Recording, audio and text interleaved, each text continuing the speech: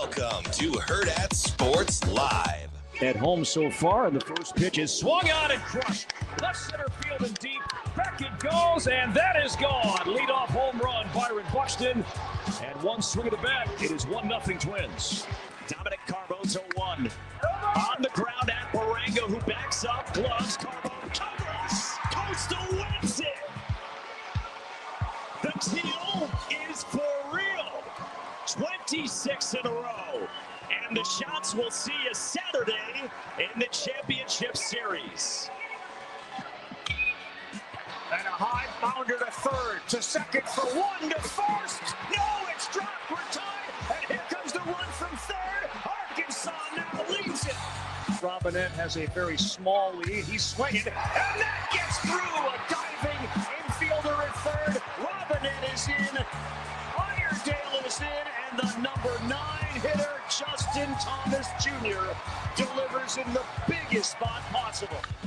This ball is hooked to left field, and a bad read. It goes off of the left fielder's head down the lawn.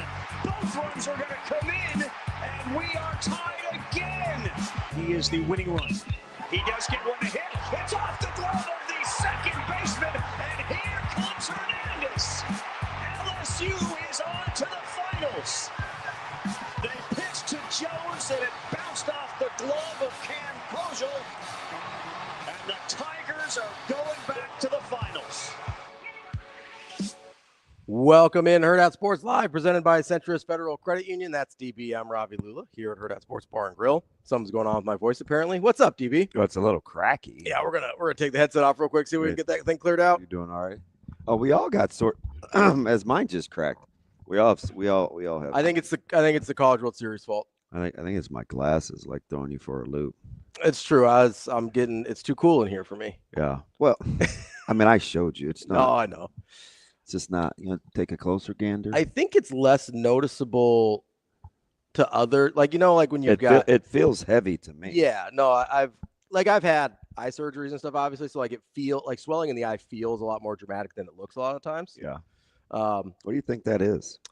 I mean, it's a very sensitive part of your face. So I think any discomfort or change in kind of the construction there is pretty apparent to us. Yeah. I always worry about.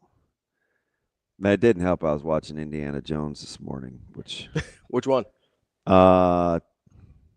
It's the one where they're looking for the amulet and the dude has the thick accent. So maybe the first one. Okay. Holy Grail? No. That's Raiders of the Lost Ark. Yeah, Raiders of the Lost Ark. Okay. 88. I think it was 1988. Is that the first one? 88 was the He's looking for the little gold amulet and the little deal, and he has to go see the lady that played Margot Kidder or Lois Lane. No, she didn't play Lois Lane. She looks like she played the old Lois Lane. And the guy had the accent, and he tried to grab the little gold medallion, and he burnt his hand. Yeah, that's Raiders. Raiders of the Lost Ark. 80 or 81. I think it's like 88, but so the one that came out. It's the view, the way it was filmed was way newer than 81. It has to be late 80s. The one that came out in the late 80s is Last Crusade. Okay, when was Raiders of the Lost Ark? Let's see here. I don't even know. Well, we're doing really good. That's 81. He's right. Okay, good job, Shane. Because that's your wheelhouse too. That's one of my top 5. I will say that one. Yeah, one of my top 5. So that was the first one then, right? Yeah. You know what I'm talking about? The guy came in with the glasses and the black hat, and yeah. He had that scene he tried to grab it when the tavern was on fire. Yeah, because then it burns his hand. Yeah. He had that scene with the coat hanger, and it looked like he was going to take out the. So anyway, that's what I was watching this morning with little creepy crawlies and stuff, and I was like, fudge. I wonder if something is resting in my eyelid. But it was tender yesterday too. Yeah. Yeah, it was like I could feel something kind of coming on, but I mean, it's okay. Eyes are sensitive, man. Sometimes you just get a little dust in there, and it'll kind of make it your whole eyelid swell up and stuff. It's a whole deal. Kansas. Kansas? Oh, dust in the wind? Yes. Yeah. I do. So you're talking about. Do you think I swallowed a particle? I was talking about stuff clinging to Blackstones. Yeah, I don't know if you swallowed a particle. You think you swallowed like a spider or something? Apparently, that's. Can you be bit by a spider from inside out? I mean, I don't. Why are you laughing? I've never really thought about it. I'm very much in discomfort. Why are you laughing? I'm not laughing at you. I'm laughing at the idea of of a spider biting you from the inside out. I'm Don't not laughing Don't at you your... watch movies? Things happen and then people come back out all the time. Well, that's biblical. Jonah and the whale, man. Yeah. I always wondered when I was a kid, I was like, how do you survive that? Maybe the gunk didn't get on him. Maybe it acted like kind of a lubricant. Yeah, I'm just wondering, like the bile and like digestive fluids. Like that's maybe theirs isn't as acidic as ours. That's true. I don't know. I'm not familiar with whale bile. Might act more like facial cleanser or something, where it just foams up. It's like shampoo. It might. I don't know. I really don't. Yeah. So what did you say the studies show? So apparently the 8 spiders a year thing is a myth. Does it have to be spiders or can it just be anything in general? I mean, it could be anything in general. The thing I specifically looked up was spiders because apparently they don't like humans that much, so they're not like going out of their way to like crawl in your mouth. And what was the number? 8 is the number that gets like thrown out there, but that appears to be an urban legend. So it's on average, right? Yeah. Oh, cool. So Shane, you could get 16 and I could get 0, and that'll still be 8. Yeah, we'll come out even. Yeah. Shane, you think actually you can have my 8 too. So you're at 24, you're at 0, I'm at 0. So he gets like 1 every other week.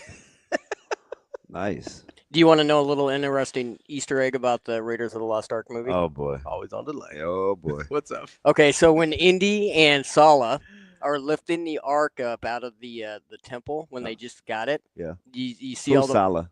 He's the Saladin McCullough? The big guy with the beard. Was a really good running back. Mo Salah? Liverpool. Never mind. Tikka masala? What do you do with Salah? No, that's chicken tikka. I'm sorry. So when they're lifting the ark up, yeah, and they're getting ready to take it out of the temple or whatever, yes, they're on the side there's all those markings, Egyptian markings, and one of them is actually C3PO and R2D2. Oh, I'm gonna have to go back and get my pause game right. There you go. The more you know. Who told you that? You're a big Easter egg guy, though. Yeah. It's true. He's the one that told me that there's little like drawings on my Cherokees. Yeah. Yeah, that I didn't know about. Did I tell you about the day we spent 25, 30 minutes out there just finding multiple on his car? Yes. Yeah. It's weird. I wonder, do you think people that no R2D2s, but yeah, it's do you think people were wondering why we were looking at the same car for 20 minutes? Probably. Honestly, it probably looked like you were casing it a little bit, like you're kind of doing one of these and trying to figure out what's going on. What are they looking for? Yeah. Little U2 moment, Shane. Still haven't found it? Still haven't found it. Can you believe I left my readers in here? I'm falling apart at the seams, literally. Arkansas still hasn't found what they're looking for either. That 27th out in the College World Series. I'm stunned. Which part was like at which part were you just like, what's happening right now? Well, that's interesting. Because like in real time. So you want to know weird? This isn't what you thought I was going to say. Well, I had no idea. Yeah. I didn't understand Davis's stretch when he muffed the double play opportunity. Oh, sure. So I go back to LSU. Yeah. Like it was, and he'd been getting away with it all series. Yeah. Like that's his thing. He's like Armstrong. It's very strange. He's like the stretch Armstrong. Yeah. So that time it caught up with him. Yeah. And he's kind of laying on his belly, and I was like, man, just finally caught up with you, mistiming that thing. And so that's where it was. That's what the first thing that was like, ooh, man, got to execute. Yeah. And then from the top of that 6 on, it was just bonkers. Yeah, I mean bonkers. I don't know why you threw Davis the fastball. I don't either. Did he hit out of the yard? I don't either. It's the only place he's going to hit that thing. Yeah. I don't know what you're doing there. I mean, so that was clearly a miss. And there's only so many guys that can hurt you that way. And then, I mean, the rest happened. So I'm kind of torn here, right? Because on the one side, I texted you guys 2 nights ago when Arkansas was struggling against UCLA to close that thing out. Yeah. And I was like, if they keep booting this ball around, I'm almost rooting for UCLA to come back because it's so frustrating. You did say that. And then, so on that side of me. You saw a little bit of it coming?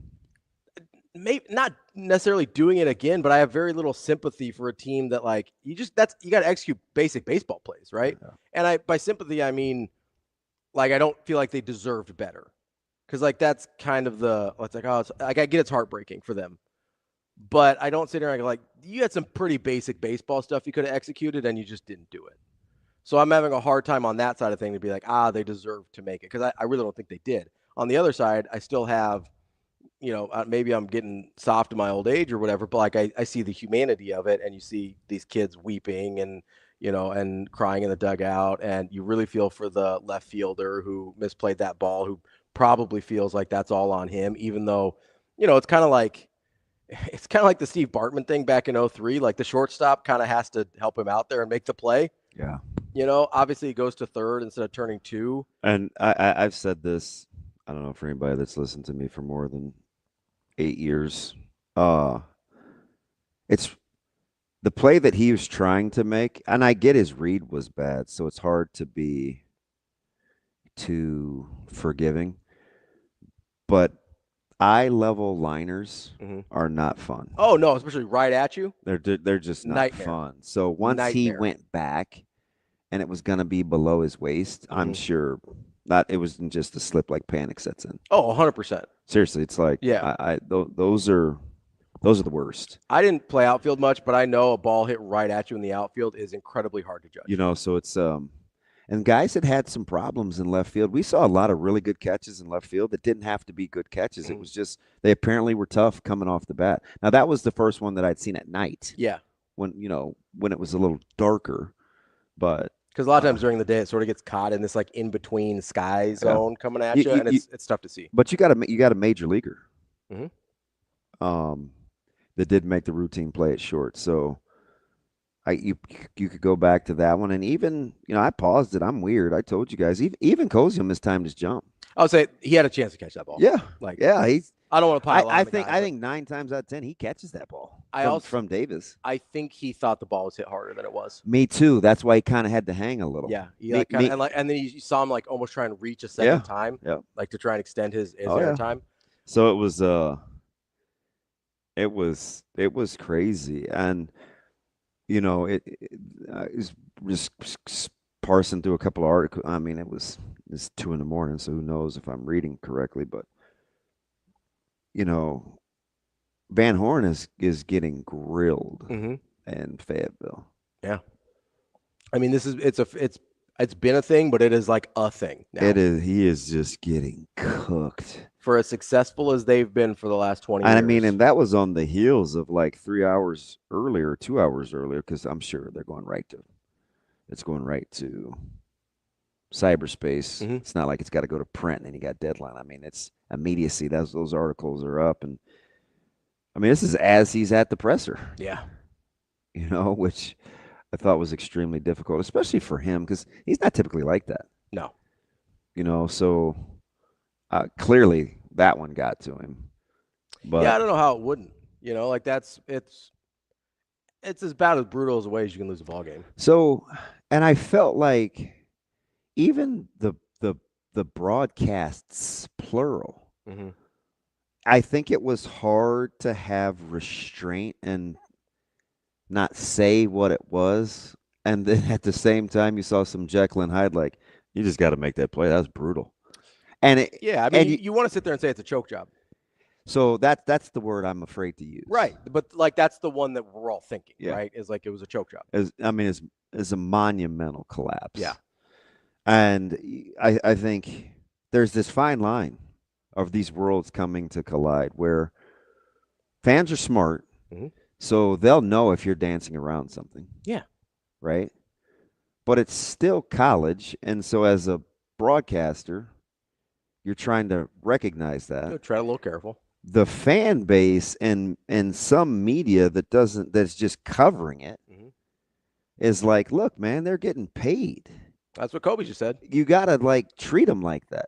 And I remember when NIL first started, and this is before it kind of morphed into what it is now, which is almost just pay for play. I wondered if we were ready to critique people as whatever it is, quasi or pseudo, which I never get right. In 15 years, you'd think I've committed that to memory. And I do know the difference. But anyway, as almost pros, or you're being considered like pros, do you write about them like pros? Yeah. I mean, that has been like, I knew that was like a moral dilemma might be strong, but that was the dilemma. And I think we're fortunate here. A lot of coaches kind of complain about the media here, which I'm a little over, right? Like, let's just understand what it is. But it's also, they also get a lot of breaks too. Like, it's not near as bad as it could be. No, not especially for the numbers. Yeah.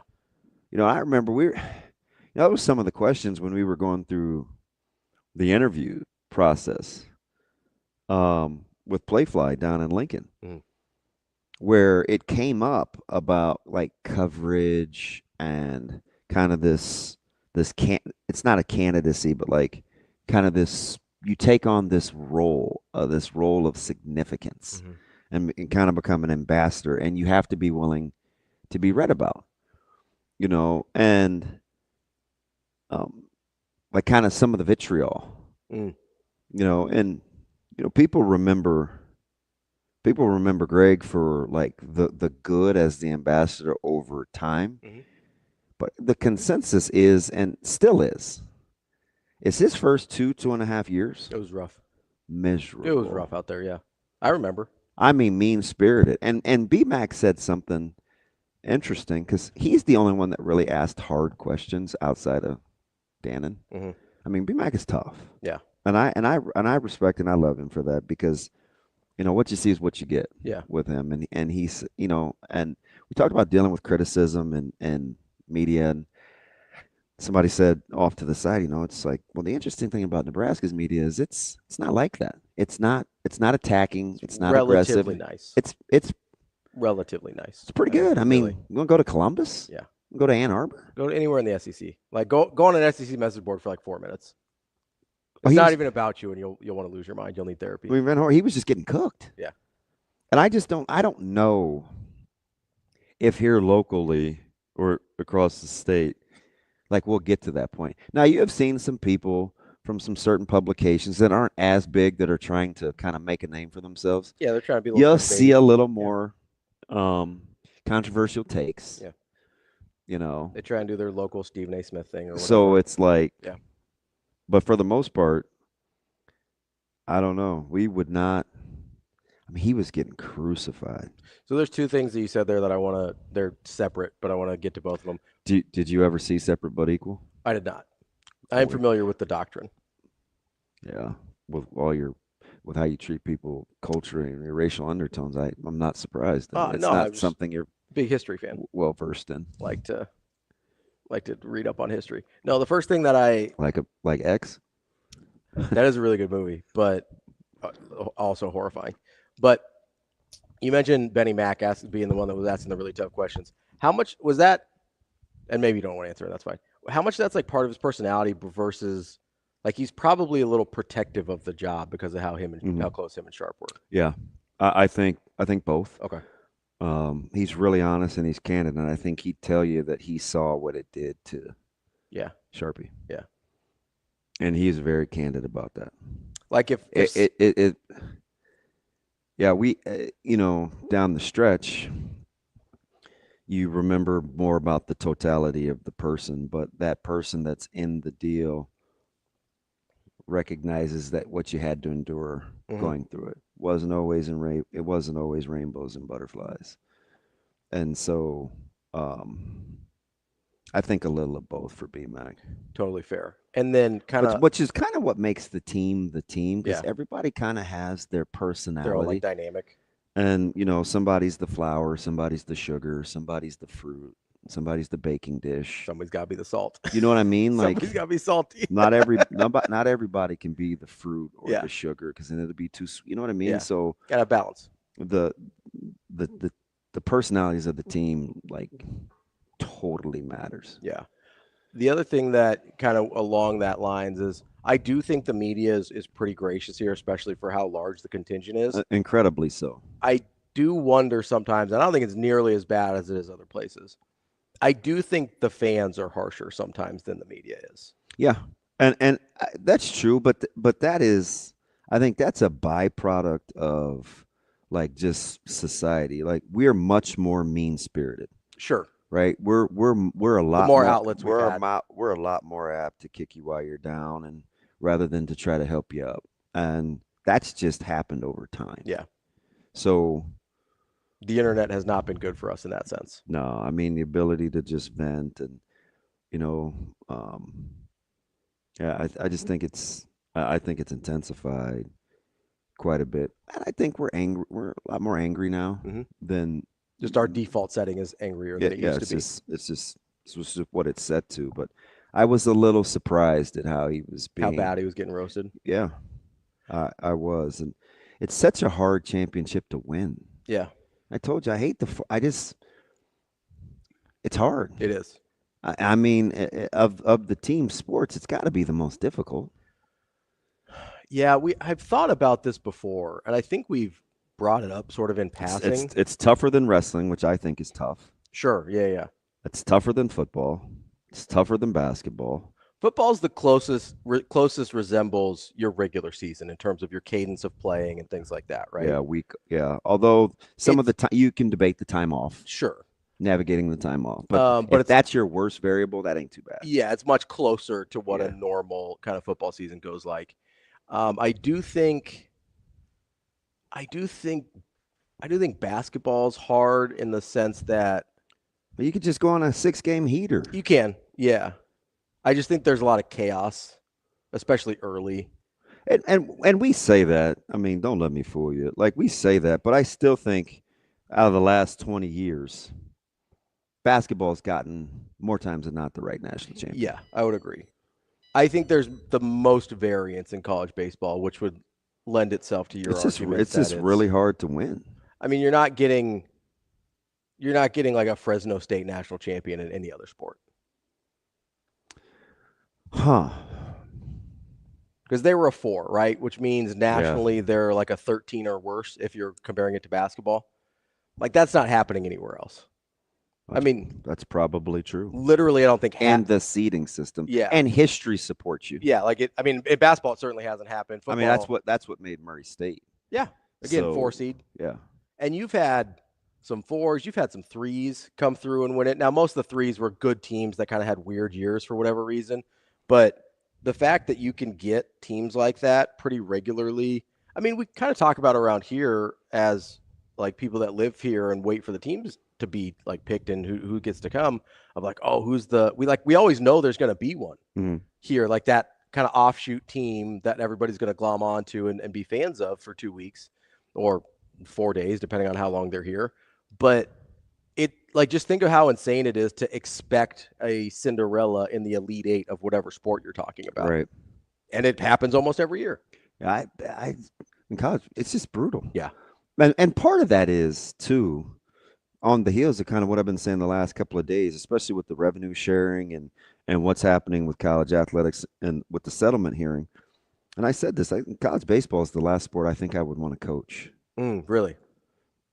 It'd be the toughest to navigate. Yeah. I mean, I think it would. The rules around college baseball, I think, are really challenging too. Well, they were behind the 8 ball to start before with. the revenue sharing. Yeah, and it was still very fluid. There was a lot of player movement. Yes. So now that it's out on like the open market, it's even more difficult. But you're still not getting the dollars behind it. Mm-hmm. So the philosophy's increased, but how you generate success with the player movement and paying hasn't really. And I do wonder, like I know these SEC teams spend a lot of money on baseball. I do wonder what we're talking about compared to like basketball and football, especially because I mean, well, clearly it's going to matter where you are for sure. But like Kobe and Todd are in here talking about like, you know, these guys are getting, and this is a way a lot of people think, which is why I'm bringing it up about these kids are getting paid. I don't really feel bad for them, anything like that. And it's like, as I get that. And Todd said this, it's no excuse for bad behavior from fans, media, anybody, right? Doesn't matter. You're talking about like just being mean-spirited? Yeah, just being jerks for no reason, right? But I also, like no matter how much money somebody makes, like at some point they're still a person, right? Like the money doesn't insulate you from, like the left fielder. I don't know. I have no idea what his NIL situation is, right? He could be making $1 million. He could be making $500. I have no idea. That doesn't make it any less crushing for him to have not made that play. Yeah. You know what I mean? Like at some point they're humans, whether like, do I get super annoyed with some of the professionals that make a ton of money? But yes, but that doesn't make them any more insulated from like the human moments of their sport. So like I do struggle with that a lot. You're saying that the last day and a half with Tyrese Halliburton. Yeah. Well, he's getting cooked. Yeah. I'm like, wow. Like I'm pretty sure he's not choosing to have the strain right now. It's just part of the deal. Yeah. And the way people are critiquing it, well, they list him as, what was it? Questionable, I think. Yeah, because once you get the questionable designation and you don't play, you'll get ruined. Yeah. Because questionable means you better play. It's probably up to you. Yeah. Yeah. Right? So it's although I think that's how we do view pros differently. I think that's how a lot of people view questionable. I don't think that's what it actually means.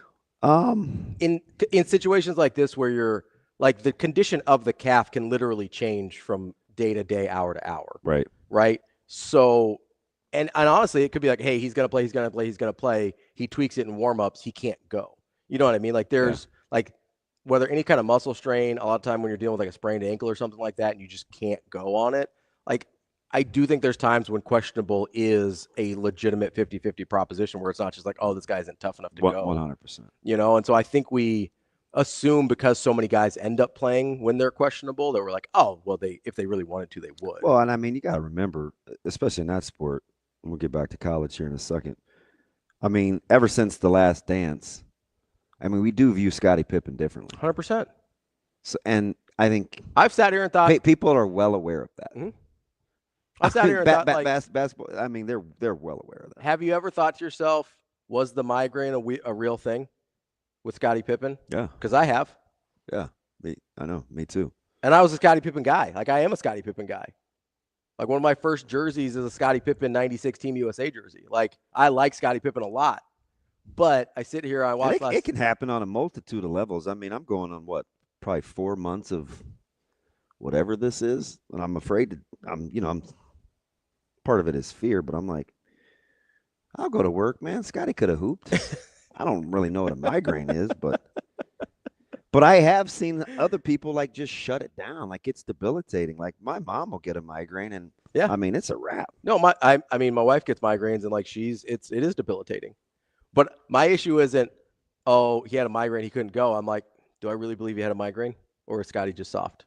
Oh, one of those things, saying you have one of those things you can't really diagnose. They can't test. Yeah. Well, I think we do that. I'm not even going to hold you. Like I'm the same way when kids talk about getting dinged too. Yeah. They're like, oh man, I don't feel quite right. But it's like, and I'm like, listen, you used the C word.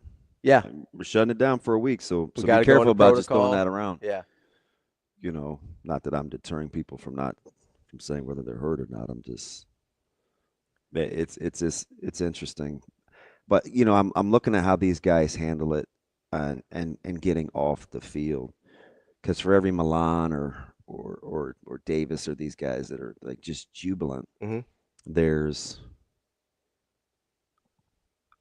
it's corny, but just the agony of the loss, right? The agony of defeat is. Yeah, absolutely. ABCY World of Sports, right? I just the feeling knowing that you're not going to do it again is something else, though. I think that's what gets to me more than anything. Like that's something that a lot of us can't really relate to. Exactly. Like I get in a vacuum in any single game, disappointment and managing that, and we talk about managing failure with baseball all the time, is part of what you signed up for. I understand that. But there's a part. You're talking about the being like in the individual moment. plays, right? I can understand, hey, shortstop. Well, there's a lot of duality in sports, right? Yeah. If you want the spoils, sometimes you got to take what comes with it. Yeah, you got to put it on the line. Right.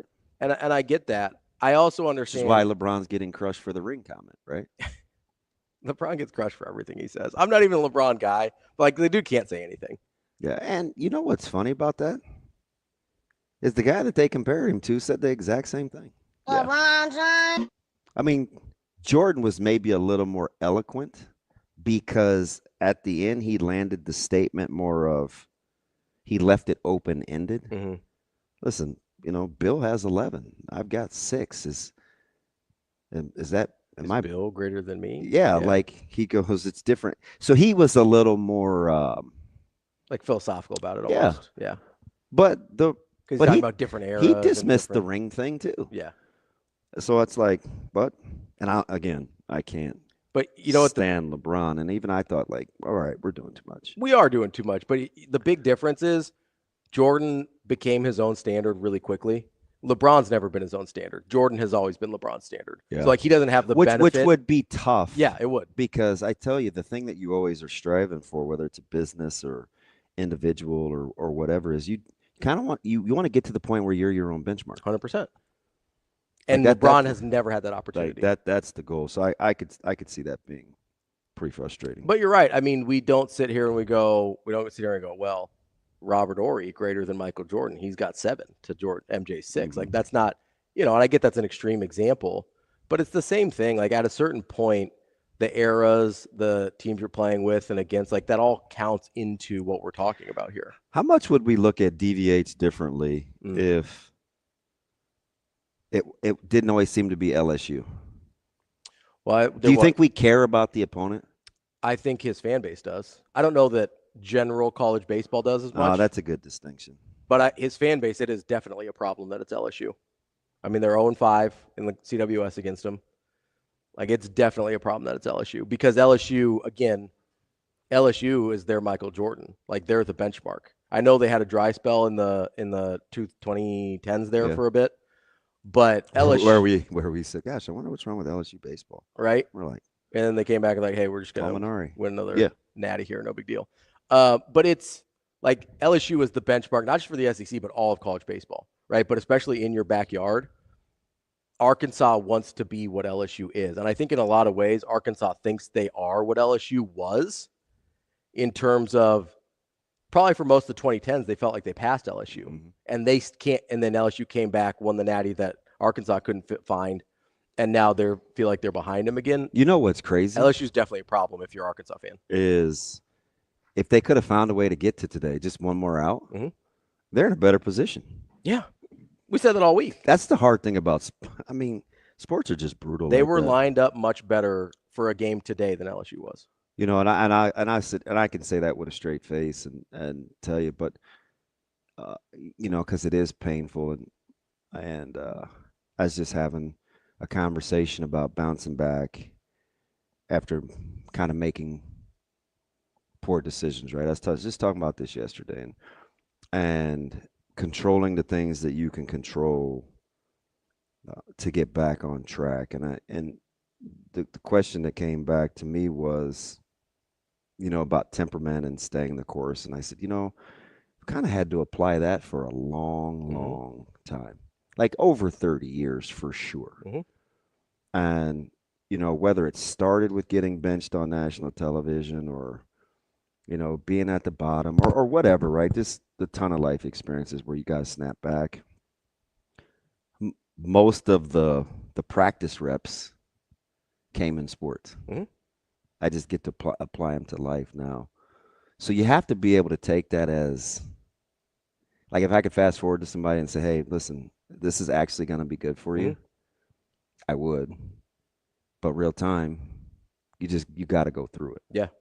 Well, and that's like the duality of playing at the highest level for the highest stakes. And now you add in money and sports gambling. And I mean, how many commercials are we going to see about leaving student athletes alone during competition? It's clearly ramped up.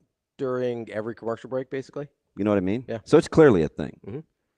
And there's just one of those unintended consequences of the capitalization of capitalism in sports. Yeah, of college sports, especially. I will say, and you're right, a lot of those, and that's one of the things I like about sports, right, is you go through you go through these things in, compared to life, a relatively low stakes environment, right? But it can teach you things that can help you through the rest of your life. The problem is sometimes we lose perspective of, and listen, we do this for a living, so I'm not going to sit here and tell you that sports don't matter, because I clearly think they do.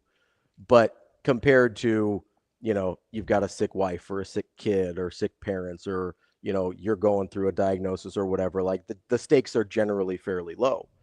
But sometimes we lose sight of that and you don't get through it.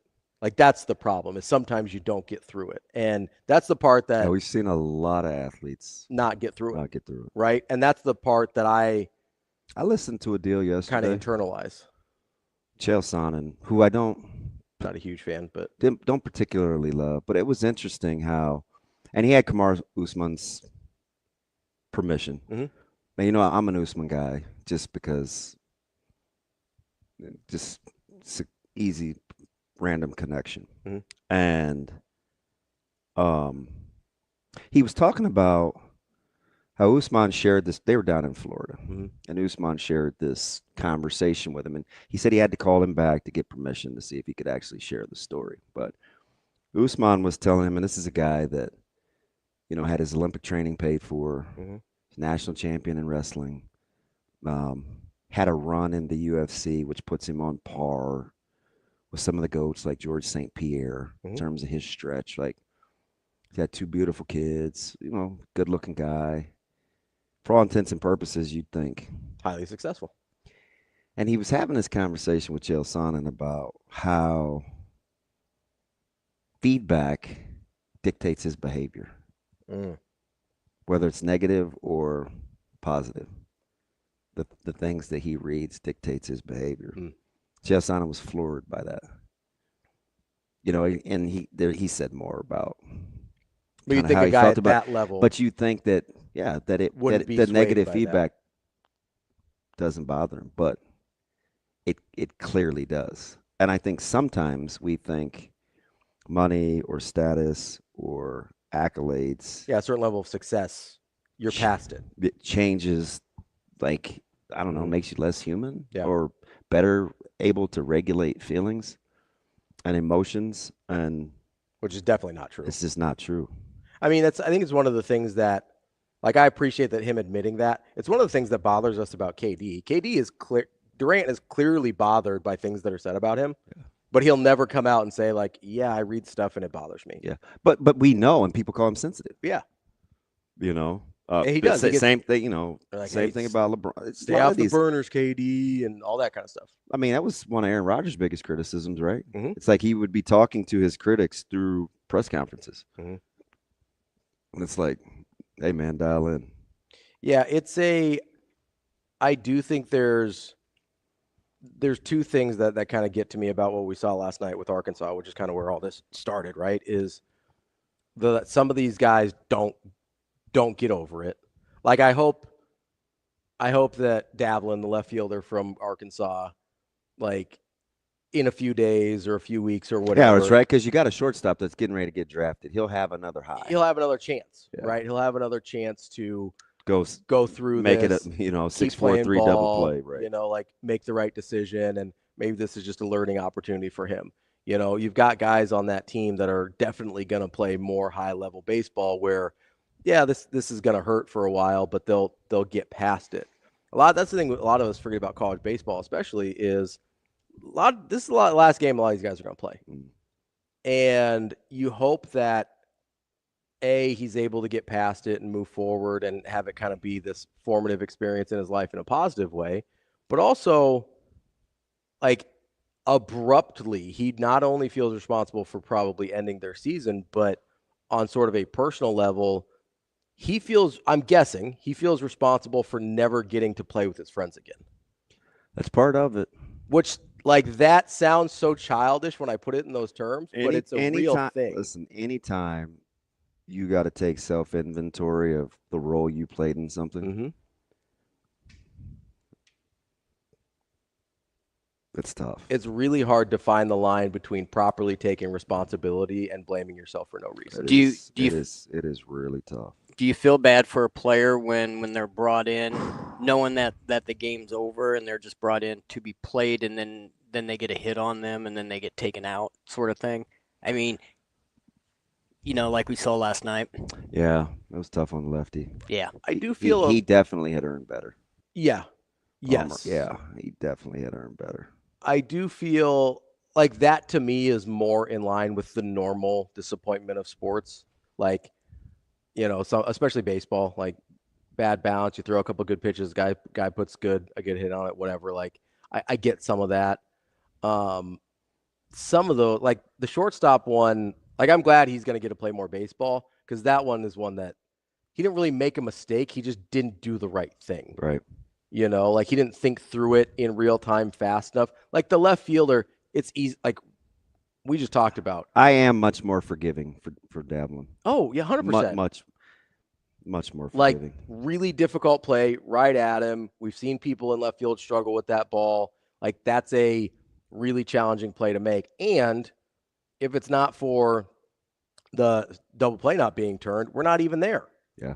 Like without Aloy not making the right play. And the thing that drives me crazy, and I think I said this in the group last night, the runner at third doesn't even hurt you. You're up 2. Yeah. You're up 2. And even if you only get 1 out and don't successfully turn the double play, you've got 2 outs. And the winning run is not in scoring position. Or the tying run is not in scoring position. And the winning run's not even on. Like you can't, like you, bird just flew. That's the second time we've seen in a week. I was with Micah yesterday, and one hit the car. I was getting off on the Q flew into the exit. Car? I'm like, you got all this room out here. And I'm getting off on an exit, so it's a fairly little narrow strip. You got all this room, man. Just pop. Thunk. That's wild. I've hit it, yeah. I mean, it happens. But yeah, that's the one that kills me more than anything. It's the shortstop. It's not the left fielder. And the weird thing about that is and it is exactly what makes sports is, I'd like to be Davis, and you may want the stretch back or not turning the double play or not getting the throw to the plate because you mishandled the ball after the attempted double play. And what's he do with his next opportunity in sports? Goes back and gets it. He leaves the building. Yeah. To tie that thing up at 3, right? So it's like, well, we saw it 2 days ago. That's the beauty of it too, where LSU gets to say, this is LSU baseball. This is what we've done Instant all redemption. year. This is who we are. Like, this isn't new to us. We don't worry about getting gifts from other teams. I keep saying Davis. It's Jones. It's one of those standard names. Davis, Jones. One of those whack names? No. Well, there's a lot. There's a lot of Brother Jones out there now. Kidding. That's actually one of my go-tos when I'm trying to be flippant. Is it? Yeah. Smith, Williams, Jones, Jackson. Hey, that's a secret. That's actually not a secret. But that's the beauty of sports too. You get a chance to go ahead and turn it right back around. Well, you saw it a couple nights ago too with Alisea, who makes the error for Louisville between at the short wickets. Yeah, and then you could see the relief when he scored too. Yeah. He is laying down past home plate after he scores. Like that dude felt like the weight of the world was off of his shoulders. So that is like a beautiful moment, right? But at the same time, that doesn't always happen. You don't always get that instant redemption where you can make like that. Like Davlin's never gonna have an opportunity. Like he doesn't get it. He doesn't get to go get it back. Yeah. Right. Like there's nothing for him to do there. I think the interesting thing about that too is baseball is one of those sports where there's so much downtime in between. Mm-hmm. Just think about it. The mind can eat you up. Yeah, you just sit there and think about it. Oh yeah, it'd just chew you up. I do think Kobe brought up the mental error at shortstop. I do think we're more forgiving of physical errors than mental errors. Yep, I am. Well, that's the one that got the most replays. Yeah, because they were like, they were trying to figure out if there was a reason that he went to third. Right. I get the ball was slightly to his right, so he was kind of moving that direction, but that's about as routine of a double play ball as you're going to get in that situation, especially for a really good player, man. And as well hit. Like you saw where Taylor made, and you saw LSU off the hook with kind of the form and fundamentals that happened at second base when they didn't get the opportunity to make the double play. Mm-hmm. They paid for it as well. Yep. It's like, and I get, but I mean, that's why I said this at the very beginning, and I've always told people this. Like, even as a diehard baseball guy, I like both college and professional baseball. Mhm. Now, for different reasons. Yeah. But at the end of the day, it's because they are both baseball. Mhm. But it's just not always going to be high execution, the cleanest of plays. You have a little more variance. And I understand that. Mhm. I understand it, which is why the best team doesn't always win, too. Yeah. But I also like to introduce the human element. Yeah, for sure. Speaking of baseball, I don't know if this is going to be a hot take to you or not. I think I've come around on the Rafael Devers trade. I've had some time to think about it. Whoa. I think I'm okay. Why the 180? Well, because you keep winning? No, so I've been doing a lot of reading about and listen, it started with the initial press conference with Devers at San Francisco where he's like, I'll play anywhere I want. I was like, oh, this guy's a dick. But that's not okay. If we want to go way back, it started when they asked him to play first, and he goes, I already learned a new position. You're a DH, man. You didn't learn a new position. You just stopped playing you weren't buying the whole they told me to put my glove away thing? No. Right. That's a thing, though. He said that. But it happened. He said that. Okay. And listen, they may have told him to put his glove away from third, but you don't think the Red Sox did a good job of communicating? You think the Red Sox did a good job? No, I don't think they did. Okay. I also think he's being a jerkwad in this situation. I think the two things can be true at once. A jerkwad. So there's we say some compound words on here. So so you've got the initial I already learned a new position. It's like, no, you're not. You the designated hitter, you're already doing that. Mm-hmm. Just half your job got taken away. You're making the same amount of money. All right, so you're fine. Second, apparently he got mad at Christian Campbell for offering to play first, which is a weird vibe. That's what the report says. That's a weird vibe. Third, not a soul on that team was like, oh, yeah, we're going to really miss Rafi. Not a soul. Well, can I just go back to something? Yeah, go for it. I said the baseball guy understands in you why they had to move. I did. I said that from the jump. You can't play with that guy. 100%. I'm getting there. So this is where I was losing a little bit of.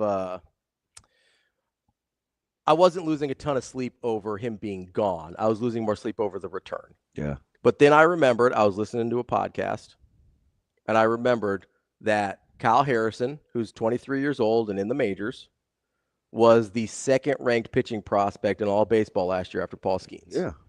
So it took me a minute, just in the initial blind outrage of what are they doing, that they actually have, that's a good prospect to get back, mm-hmm. and then the two minor leaguers are pretty good prospects to get back, even if they're a ways away.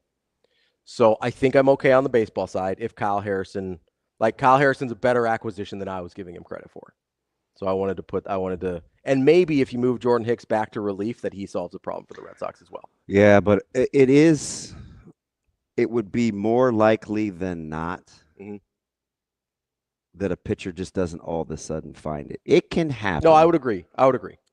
If you're using Hicks as Hicks is the one I'm counting on the least. I do think there's a potential if he's put in the right spot. But the rest of three of those guys are young. We don't know enough. You're right. A-ball, rookie ball, brand new major leaguer. Yeah, you're right. So I just wanted to come back and get that I'm more okay on the Devers thing. Here's what I realized. I should have pushed that more because I asked a couple of different ways 2 days in a row mm-hmm. when I couldn't get you to come around, so I let it ride. I'm like, nah, he's just mad. I was just mad. That's why I came back. And honestly, getting San Francisco to pick up the whole deal is huge. Yeah, man. Every dollar. That's a big deal. I don't totally trust them to spend the money they saved, right? That's still an issue. It's a great move. It is. It actually was a really good trade for them. And full disclosure, every time you got to go out and watch Chris Sale throw gems like he did last night, I'm sure it's hard. It's really hard. Bets play MVP ball. I'm sure. So that was the problem. This is a different you couldn't front displace office. yourself. It was a different front office, but I couldn't separate the bets, Sale, all of that, even Nathan Eovaldi to a certain degree, from this trade. Even though different front offices, this has not been a well-run franchise for several years now. So I was having a hard time switch back and forth from, hey, this was a different regime, different front office. It's kind of like we do this with Nebraska football, Yeah. right? Where we put the sins of past coaches onto this one. It's like, hey, they actually had nothing to do with that. I mean, cue the Tim Miles. Don't put that crap on me, man. Yeah. Don't put that crap on me. There we go. Let's take a quick break here. Coming up on the show, we do have your Thursday regulars. Of course, Brian Edwards from Vegas Insider Major Wager, Michael Bruntz from Husker 24/7. Then at 9:45, we're going to talk a little NBA with Sean Deveney. Finals could be wrapping up tonight, depending on if OKC can find that last win. And we've got some NBA draft to get to. That's less than a week away. And there's a local spin on some guys that might be drafted as well, not just our guy Ryan Kalkbrenner. I do have a question for you about that I want to get Got to you. I'm later. here, sort of. That's DB. I got some advice from Boyce too. We got some advice? No, on what to do. Oh, about He's kind of making it seem like it sounds like a sty, maybe, but I don't think it doesn't really look like one. I don't think so. I don't think it is. I could have punched myself. Well, don't do that. Don't fight club yourself, man. I might have. We'll be back. More Hurrdat Sports Live. I'm Ravi Lulla. I'm Kenny Bell. We're here from Hurrdat Sports. Don't worry, Metro Transit has you covered right here on the ballpark bus. Gonna run from right here down by the stadium, north of downtown, all the way up to Dodge Street, making a circle to drop you off wherever you need to go. Oh, beautiful. So what's it cost? It is free. It runs every 10 minutes, and it'll run almost all day until an hour after the last game. Or Kenny, if you're like me, you don't want to deal with driving downtown at all, Metro Transit has you covered there too. You can park out at West Roads for free and get a ride downtown through Orbit. That's right. They added an extra Orbit stop at 10th and Capitol. Only $1.25. Fills up after the game. Quick, nice service right back out to West Roads. $250 round trip, can't beat it. And free parking? You kidding me? Plan your trip or track your bus at myride.ometro.com. Or download the MyRide OMA app.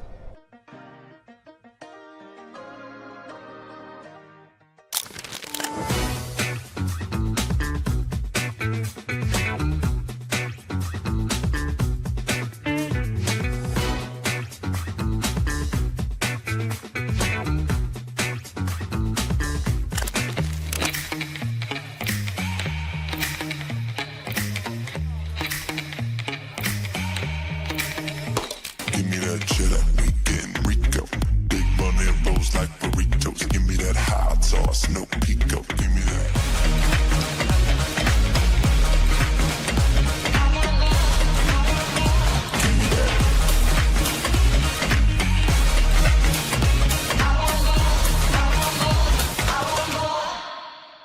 Jake, you're a Louisiana kid. How much does this mean to you right now?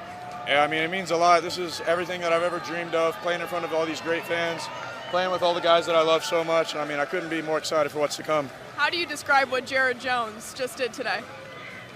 I mean, I don't know. I've never seen anything like that. I mean, that's his second walk-off hit of the year.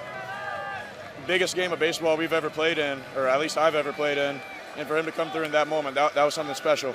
If you take a look in the dugout throughout the game, you guys are energetic, you're happy no matter what the score is, doesn't matter. Why do you guys have that attitude no matter what? We're tough and we're confident. I mean, we've played in every kind of baseball game that you can play. We've blown out people, we've been beat, we've came back. I mean, it's just the toughness of this team, like we're never out of it, and that showed right there at the end. Yeah, you got to step up for your team today in some big pinch hit situations. How were you able to do that? Just staying focused. I mean, just knowing that the time would probably come at some point and just being ready, taking it one pitch at a time and ultimately not trying to do too much, just trying to get it to the next guy.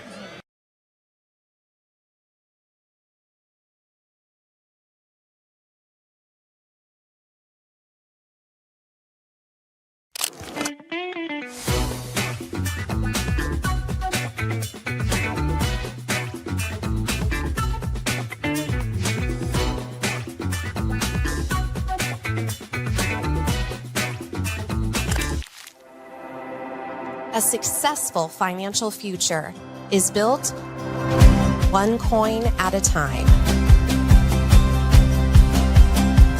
Whether you're just starting out or a seasoned saver, we've got the financial resources and team of experts who will be with you every step of the way. Centris Federal Credit Union. We are where you are.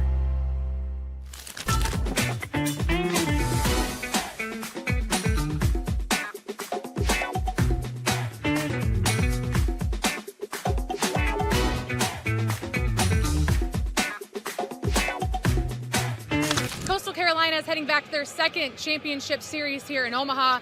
Last time they did this was in 2016. Blake, I want to talk about your journey. You started as a walk-on at this program. Your head coach shared that they knew you from a camp. You were wearing a jersey number, a red jersey. That's how they knew you. How would you describe your journey from going from a walk-on to now competing for a title with this program? I can't thank the coaching staff enough giving me this opportunity. Shill saw me first on the, I guess, quote-unquote backfields of that camp, and he let Schnall know, and, I mean, it's been a heck of a journey so far. This team has had 24 runs in the last 3 games. What makes this offense so dangerous? Just like the up and down. Shill has been saying that anybody can come through at any day, any night. It's not just one guy, it's the whole lineup. 2016 team has been in attendance. Coach Gilmore's been in attendance. What's it been like for them to be here, and how would you describe the brotherhood of this program? Yeah, I mean, it just shows the culture of this team. Like they're all coming back, and they love it here. We love them, and we love that they support us.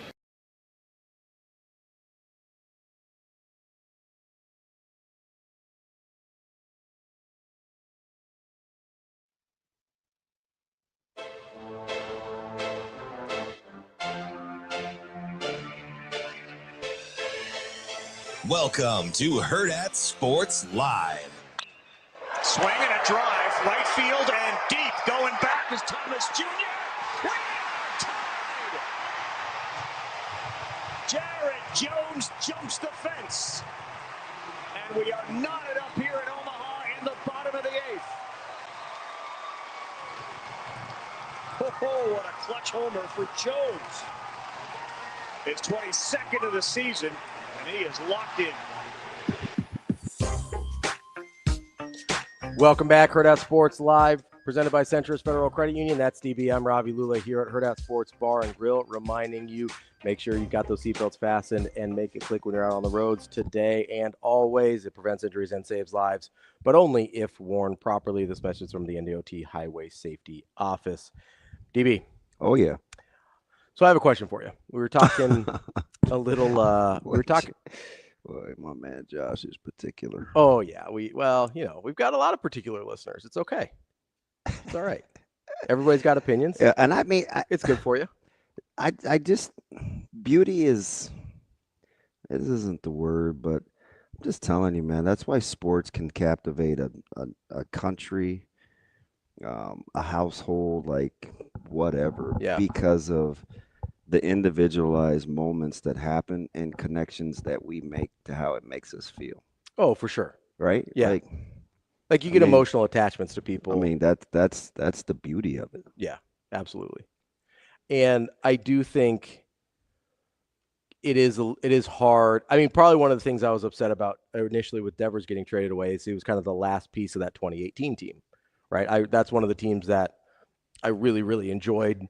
I mean, way more than the 2013 team for sure. If I'm for the Red Sox, probably, I don't know. I really like 2007 as well, but like 2018 was one of my favorite baseball teams that I've watched in a long time. And so for the last piece of that to get traded away kind of unceremoniously, like that was kind of an emotional reaction from my part. And I just don't trust this way this team's been run, you know? Crow Armstrong. He's not wrong. He's not wrong. True. It is kind of fun, has been bad though. Yeah, he had a moment earlier this year. It seemed like I'm just talking about since he's been gone. Oh, he's been gone for a while, or he's been Should back have for a been while. gone. Which one? Oh, I thought you were doing like a Kelly Clarkson. Shane, was that pretty good? I bet you won't cut that one up. Cut it up, Shane. I wasn't even going to, but thanks for the suggestion. Mark it, Shane. No, so I wanted to ask you a question. We're going to talk to Sean Deveney later. We'll get a little NBA draft with him, a lot of NBA finals.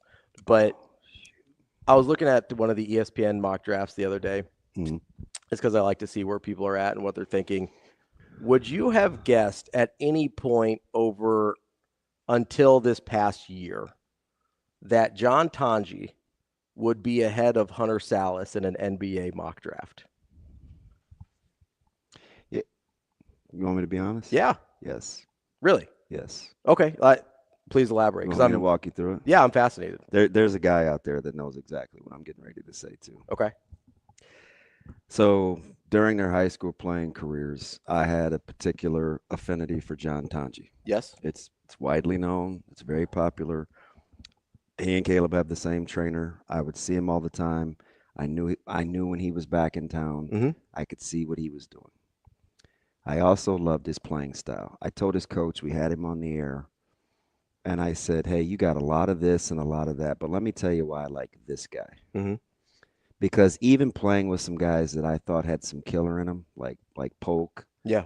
and Right Sail, and Tanji was a little older, but not than Max, but Tanji was the guy that every time it was nut cutting time, he wanted to rock. Mhm. He was being aggressive, and he was angry. It's like he always felt slighted. But skill-wise, you knew he had a lot more in the tank. He did it with effort. Now, he was skilled. Don't get me wrong. It's not like he just willed himself on the court. Like, he clearly is talented. Yeah, too. absolutely. The one thing that I always worried about with Hunt, for as skilled as he was, I always wondered about emotionally, like how competitive he was. Oh, gotcha. Okay. Because he's just the type of person you can't see. He's clearly competitive. Yeah, but he's not going to wear it. But I couldn't see it. Yeah. So, and it's no different than who else do I say the same thing about? And he lives in my own house. Caleb. Yeah. Yeah. You couldn't Super see it even-keeled. until sometimes you confuse I've said this forever and I didn't make it up. Composure with complacency. Well, don't mistake just don't mistake activity for achievement. Yeah. Right? Like sometimes people are just busy being busy. So for John, I'm always like, and I said this to Sauter and I said this to T. Mose. I said, that's the type of dude in 2 years, people are going to be going to say, I wish I would have. Yeah. And at that time, when he was going to Colorado State with Nico, Nico, there was his head coach at the time. Might have been Nico. I'm like, that's the perfect fit for him because he's with a grimy grinder. Yeah. And he's going to continue to draw that out. Like matches his personality. And I would always, Tanji would come back here and he would get these workouts. And I'm like, this dude is relentless. And then he went to a place. Now, remember, he had a couple of quick pit stops.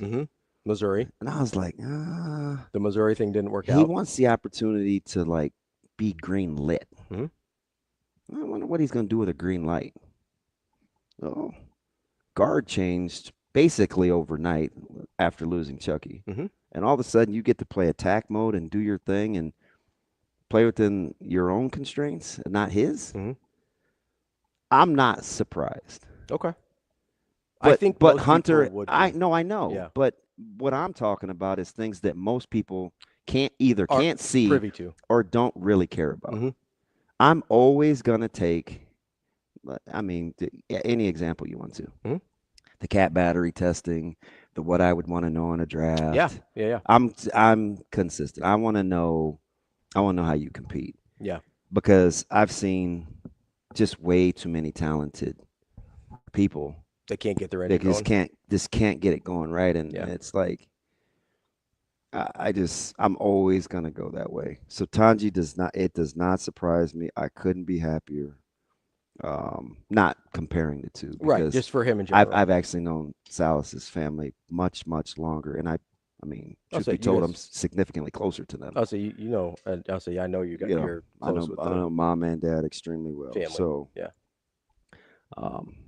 I'm not surprised. I am not surprised. I would say, and listen, I liked Tanji a lot coming out of high school. I didn't know what his ceiling was. Yeah, I had a great conversation, and I like Barron's a ton. So that's just something we'd always talk about. Yeah, and and EB would just like, yeah, man, practice is the same way, and he's just. It's like the line from the movie, which I know you've never seen because it's probably got a few too many black people in it, but he's just got the juice. What? Hey, I like a lot of those movies. What's the most African American culturally driven movie you've seen? What's culturally driven mean? Well, about the culture that has to do with the culture. Does Black Panther count? No. Well, that's all I need to know. Depends on which culture we're talking about. No. Just black. Wakanda doesn't even exist. Wakanda forever. What a dummy. Wow. No, I've seen, let's see. I've seen most of the mainstream ones. Like I'm not going and watching, I don't know, like we're not talking like Tyler Perry movies here, are we? I can't stand Tyler Perry. Okay. I've seen, what's the one with the teacher in the inner city? Lean on Me. No, the other one. Not the with the lady teacher. Oh, it's Coolio's song, Gangster's Paradise. That's not Menace to Society, is it? No, it's Yeah, I mean, who doesn't confuse what's the name? Michelle Pfeiffer for, I don't know, O-Dog? I mean, they've got a similar essence. You know what's funny is I'm still part of the Freedom Riders, not their guild, but their connection. I was picked for Freedom Riders when I was in education. Oh, yeah. So I met the lady that movie is based on. Oh, really? Yeah. Oh, that's cool. Dangerous Minds is what you're thinking of. Dangerous Minds. There we go. Not exactly what I would think of. I mean, the star was white. So start there where it's a movie where they're not. You asked me how many, but there's a lot of minorities in that movie. Sure. I get that the lead Hispanic. is not. Yeah, there's lots of different ones. Yeah. That's more socioeconomic, which I know people do. Does often. Remember the Titans count? No. Okay. Does Coach Carter count? No. Why doesn't Coach Carter count? I mean, kind of. That's a largely black cast. It's a black lead. No. Honestly, if it's not a sports movie, Channing Tatum have a leading role? Kind of. He's a supporting character in that one. Okay. He's not even the best basketball player. He's not the main basketball player on that team. No. He's like the fourth or fifth best. That would be old boy whose mom made him come back after he did his homework. Yeah. Julian? Julius. Julius? Yeah. Well, and then you got the guard that gets the girl pregnant. If you want a general rule of thumb, start with names used in the movie. That'll give you a pretty good gauge to. It doesn't count for Remember the Titans, but well, it's the 70s. It's a different time. Wow. Just low key funny for no reason. Does Training Day count? No. Okay. I've seen almost all the Denzel movies. Well, he is black. That's a start. Well, you said start with the lead. I don't know what do you want. That's what I said. That's a start. Seen a lot of Samuel L. Jackson movies. Yeah. Have you ever seen if you haven't seen Lean on Me? No. Have you seen Boys in the Hood start to finish? Yeah. Menace to Society? Yes. Poetic Justice? I haven't seen Poetic Justice. I've seen Friday. Does Friday count? Sure. Okay, so I've seen Friday. Here's part of the problem. I think it's more of a timing issue. A lot of these movies are like mid to late 80s, early 90s. Yeah. Like that's kind of a blank spot for a lot of movies for me. I understand. Like that's not really my sweet spot for a movie. I start picking up in the mid 90s. I understand. Or I'll go earlier, like gave yourself a little time off. 70s. What else? Low key funny dude. When my man went to Dangerous Minds as his first choice. Wow. Listen. You make me laugh. I like the way you make me laugh. I'm just out here. We're just out I like here, right? the funny things you do. You gotta. How many Bollywood movies have you seen? So they're all over my fire stick. Are there probably too many? I wanted to screenshot one to you yesterday because it's written. It has I assume it's the letters, the characters. Yes. Yeah. In terms of the writing symbols. And I think it's an Indian myth, almost like their equivalent to the boogeyman. Oh, okay. Like Baba Yaga. Something like that. Yeah. I'm going to screenshot it. Okay. But I didn't want to say, do you know what this means? Because I could easily Googled it on IMDb. Well, also, I was going to make fun of you if you did. Yeah, and I didn't want to hear it. Out of all those movies that you said, Damon, yes. Which one holds up best to today? Boys in the Hood. Boys in the Hood. Boys in the Hood's a good movie. I like that movie. But because it hit all the, so if it separation in the household, strong male leadership, the tug of the streets, the using sports as a way out. It hit all the cultural cliches. Does He Got Game count? Yes. Okay. I've seen He Got Game several times. I was trying to get away from basketball and sport movies, but that's my wheelhouse for most movies. Like, I get it. I've seen way more sports movies than I have anything else. I get it. Like, I'll watch a bad sports movie just because I'm like, oh, it's a sports movie. It's cool. I get it. Especially when I was younger. Like, I watched every sports movie. I saw, what's the famous one? I've seen 2 famous Indian themed movies. Oh, Slumdog Millionaire and the baseball $1 Million Arm. Arm. $1 Million Arm. I've seen both. I know that no one else liked that movie. I loved that movie. Slumdog Millionaire? No, $1 Million Arm. Oh, it was kind of cheesy. If I wasn't in, I thought you were talking about Slumdog Millionaire. No. If I wasn't, Slumdog Millionaire is a good movie. If I wasn't in the theater, I would have left. Really? It was too much. Yeah. It was depressed. It was too heavy. Slumdog Millionaire? Yeah. Yeah, Slumdog Millionaire. And it was young people. Yeah. So I struggle because I've only walked out of one movie in my entire life. What was it? The superheroes and the guy had the question mark on his face. Oh, like the jokey superhero movie? Shane, what's the and the dude was blue. One of the dudes was blue. The Incredibles? No. That's a cartoon. It's yeah. You walked out It's of popular. You walked out of that movie? It's horrible. Oh, what's it called? Hmm. Like it's the Atomic guy. Yeah. Oh, they made a HBO series about it that was actually really good, but it was a totally different deal. Listen, left. What is the name of that movie? I left. I can see it. I have not seen Life of Pi. That is funny how you said Friday. No, Todd, any given Sunday doesn't count. Nick, good pull. The would count. Love and Basketball. No, it's too sportsy. Love and Basketball. I love, like, these guys are funny, man. Watchmen. The Watchmen, yeah. Yeah, horrible. Yeah, that's a bad movie. Horrible. That's a bad movie. I was in one with Micah too, and I was gonna leave, but I was like, man, he would be so mad. Yeah, the people were very disappointed by the Watchmen movie. You know, for a long time, I couldn't watch anything with depth that wasn't supposed to be about depth because I wasn't a big subliminal cultural hidden meaning. Mm-hmm. Like, that's not my thing. Yeah. I mean, clearly I sat through Flint. I've seen a lot of bad movies, but I didn't pick up on, it's why I didn't understand Sinners. Yeah, I was just going to bring Sinners up. Yeah. I'm reading all these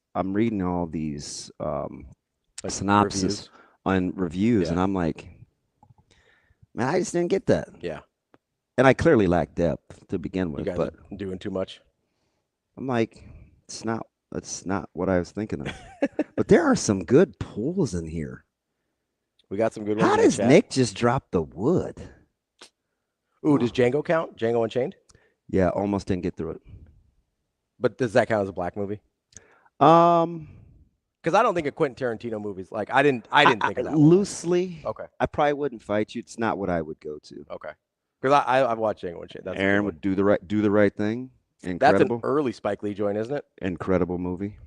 I don't really. Dude, Django Unchained, I almost did not get through. So there's definitely some movies like that's one where I imagine being black and watching it is a very different experience. Yeah, and sometimes it's weird because sometimes Jay would ask me about, well, have you seen such and such? And I'm like, no, I lived that. I don't want to watch that. Yeah. You know what I mean? Fair. So like I would say stuff like that. Yeah. No, I mean I imagine it's a very different experience. My dad was like that too. Where he's like, I went through this, I don't want to watch it. Yeah. And for him it's way worse. Yeah, aggressive. Way worse. Well, that's kind of what you said. It's funny, Travis brings up Glory, because I asked you on air. I was like, oh, have you seen Glory? And you're like, why would I want to watch that? No, but I do have it. And I watched it. So Glory I have on DVD. Yeah. And I came back to. I shut it off at the whipping scene over the boots with Denzel and had to come back to it. Yeah. But that was a different time for me too. Yeah.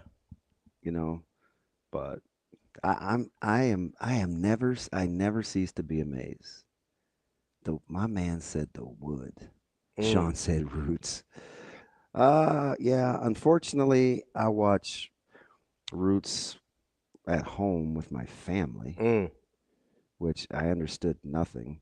But then I remember we popped popcorn to watch Shaka Zulu. I'm like, Mom, are you nuts?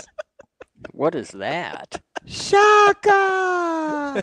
And anybody that's seen that knows that line. They're like, man, that damn DB is a fool. But That sounds like a cartoon. Shaka Zulu? No, it was far from a cartoon. Yeah. Google it. Okay. It's on ABC. That's my mom. Hit her up. Rico likes the Tuskegee Airmen. So I haven't seen that one. I have not.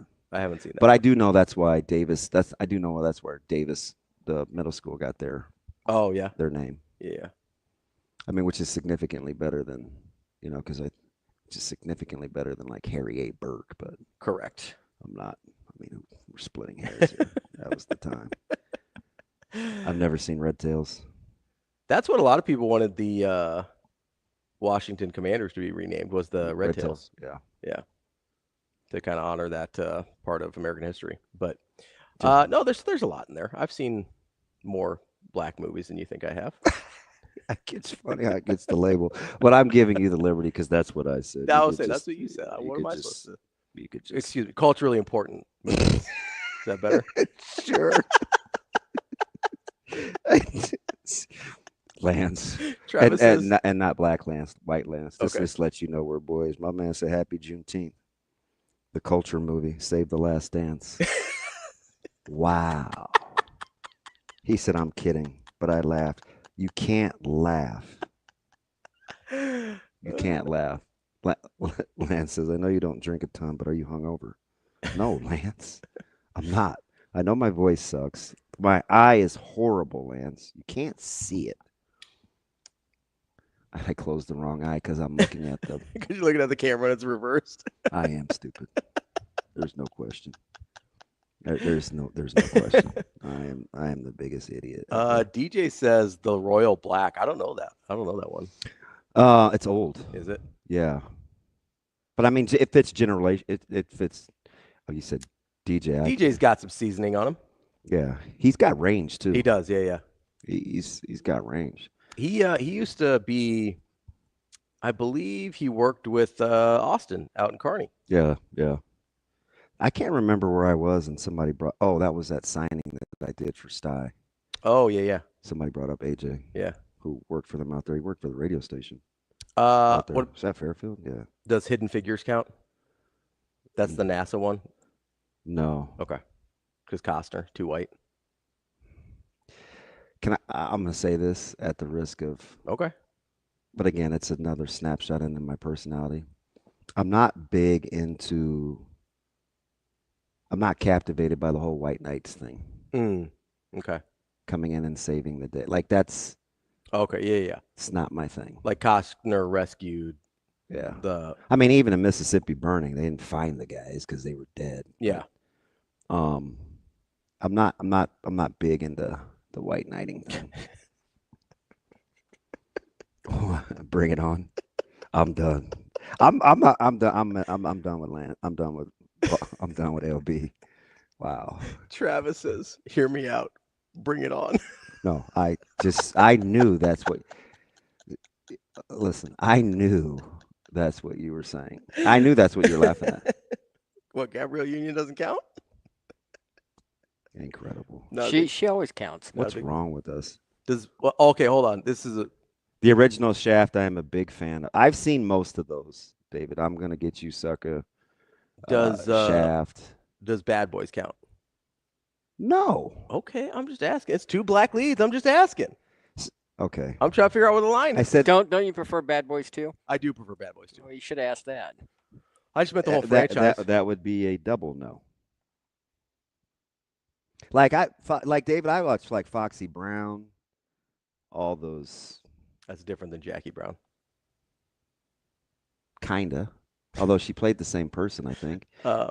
What's her name? You know, in that Quentin Tarantino movie, I can't remember her name. She's a popular actress in the 70s. Oh yeah, she was in all those movies that you that I just off. named. Yeah. Let's see. If you said her name, I would know. Pam Grier. Yes. Good pull. Is she still alive? Pam Grier. She's got to be still alive, is right? still with us, 76 years old. Dude, look at her catalog.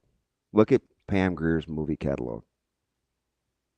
She is both in Foxy Brown and Jackie Brown. I see. That's a good pull. Thank you. Look at you. I thought you were just doing a thing with the last names there like I was. Because that's all I was doing. You stopped just short of saying because Brown is in both titles. Well, that's actually not even what I meant. I was just being a dork because Quentin Tarantino makes some pretty quiet movies. Yeah. I wouldn't say I'm torn on Tarantino. Okay. Because I sat through, this is really, really, really crazy. Mm-hmm. But I've sat through The Hateful Eight twice. Oh, God. You couldn't get through Django, but you got through The Hateful Eight? I'll pick up Django post being hung upside down. Fair. Yeah. I'll watch every bit of that. Yeah, I like there are some parts of Django that's really hard to watch, and I imagine for you it's way worse. But Django's a really good movie. The Hateful Eight was worse. Yeah, Hateful Eight was I didn't make it through that movie. I guess I don't really understand. Again, this is the non-pop culture. Like I don't really understand Tarantino. Okay. But I love Kill Bill 1 and 2. You do love Kill Bill. You're not a big Pulp Fiction guy? No, I've never seen it. Oh, okay. I've just seen scenes. Yeah. It seems like the same too. Probably. There's some famous scenes in there. It's a good movie. No, it seems like every time I flip the movie on. Oh, like even Gladiator, which I watched 2,000 times, I won't click on it until I know I see a certain amount of minutes left in the movie. Oh yeah. You don't want to like waste it. Well, and it's long too. Yeah. Although if I catch it in the beginning before the battle scene where he picks up dirt, like I'll probably go and watch that. Mm-hmm. Somebody say, "Get out!" Wow, wow. Do Jordan Peele movies count in general? Not a Peele guy. Okay. I haven't seen any of them because I don't like scary movies. So they're not even scary. I know, but like, I don't like feeling anxiety during movies. I probably got about 55 minutes of Us. Oh, yeah, I didn't even bother.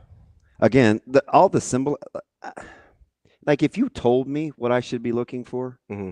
like I would go back and watch Sinners differently. You need like a decoder key though.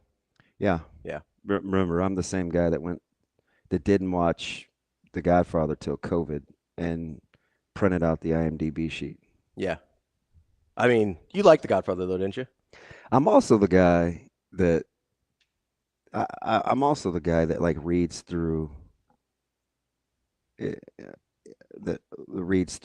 the synopsis. The synopsis. Oh, I do that. Just so I know. So I'll do that if I'm unsure about whether I want to watch a movie or not. Yeah. I'll read through the synopsis to see if it's worth my time. Because if it has like a dumb ending or something, I'll just be like, meh, I'm good. Or if I'm not sure if a movie's scary or not, or if I think it's going to give me anxiety. What, you don't think Soul Plane? How do you know what I'm laughing at? Because it's the funniest thing on here. Oh, so Travis is 2 for 2. I mean, yeah. Wow. Wow. People just real comfortable. Real comfortable.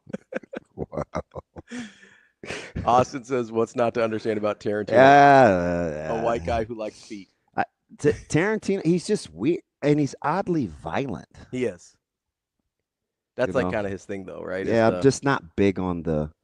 It's different when it's women on women, but I'm just not big on. Like the Hateful Eight was rough. Rough. Yeah. You love Kill Bill though, and that's like there's a lot of violence in Kill Bill. Yeah, I do. I like Volume 1 and 2. Yeah. I'll watch Kill Bill almost every time I see it. Really? Yeah. That's honestly my favorite Tarantino movie is, I know you haven't seen it, but Inglourious Basterds is my favorite. It was on last night. It's one of my favorite movies of all time. It was on last night, about 11. I watched it like 2 weeks ago whenever we were talking about it before, just because I was like, yeah, I need to watch that again. I love that movie. See, you asked me why some people are my friends. Yeah. With Lance, I have no idea.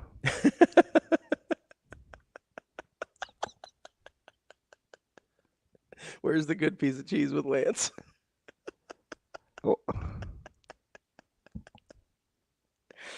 I mean, he said, who wore it better? I mean, some people would take it as a compliment. Wow. Everybody just kicking the guy when they're down. That's fine. I'm not trying to kick. I'm trying to help you up. No, you're not. What did I do? Of course, nothing. What? Everybody's having a field day, clearly. Wow. Travis says, at least I've got range. I can go from Boys in the Hood to Soul Plane. Tough crowd. Let's take a break here. I think DB needs a breather. Give ourselves a chance to regroup. We'll be back with more Hurrdat Sports Live coming up next.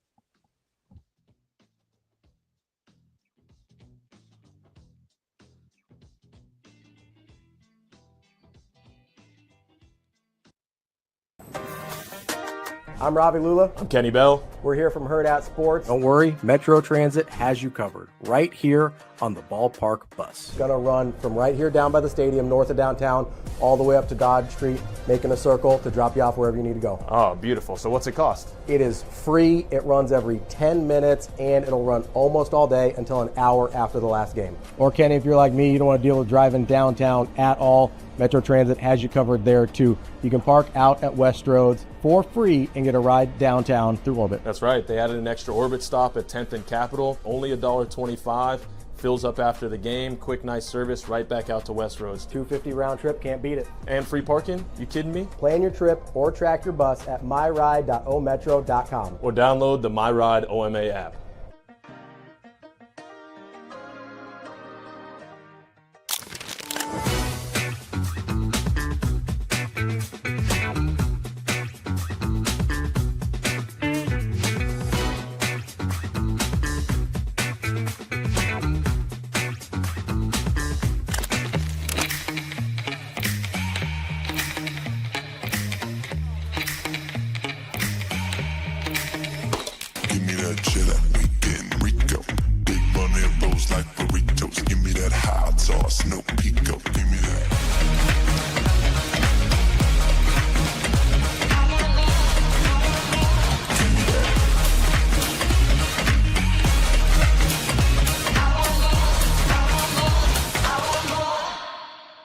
Jake, you're a Louisiana kid. How much does this mean to you right now?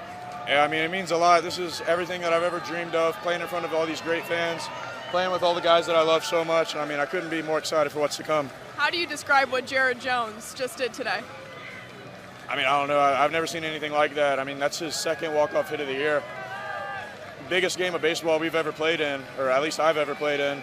And for him to come through in that moment, that was something special. If you take a look in the dugout throughout the game, you guys are energetic, you're happy no matter what the score is, doesn't matter. Why do you guys have that attitude no matter what?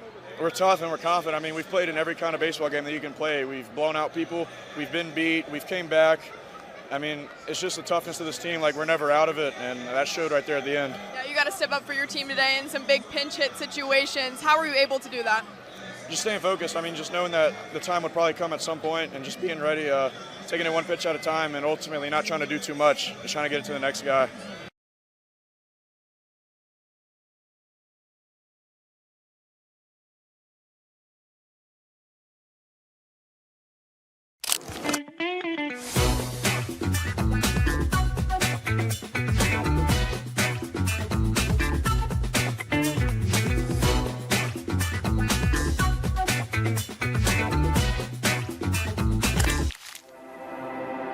A successful financial future is built one coin at a time.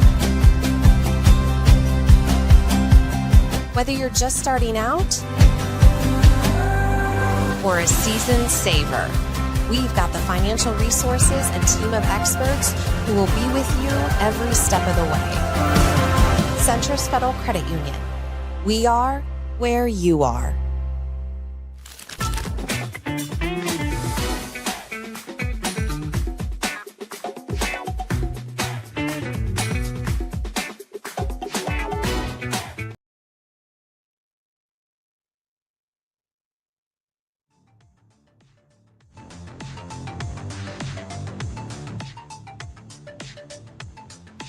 You're listening to Hurrdat Sports Live.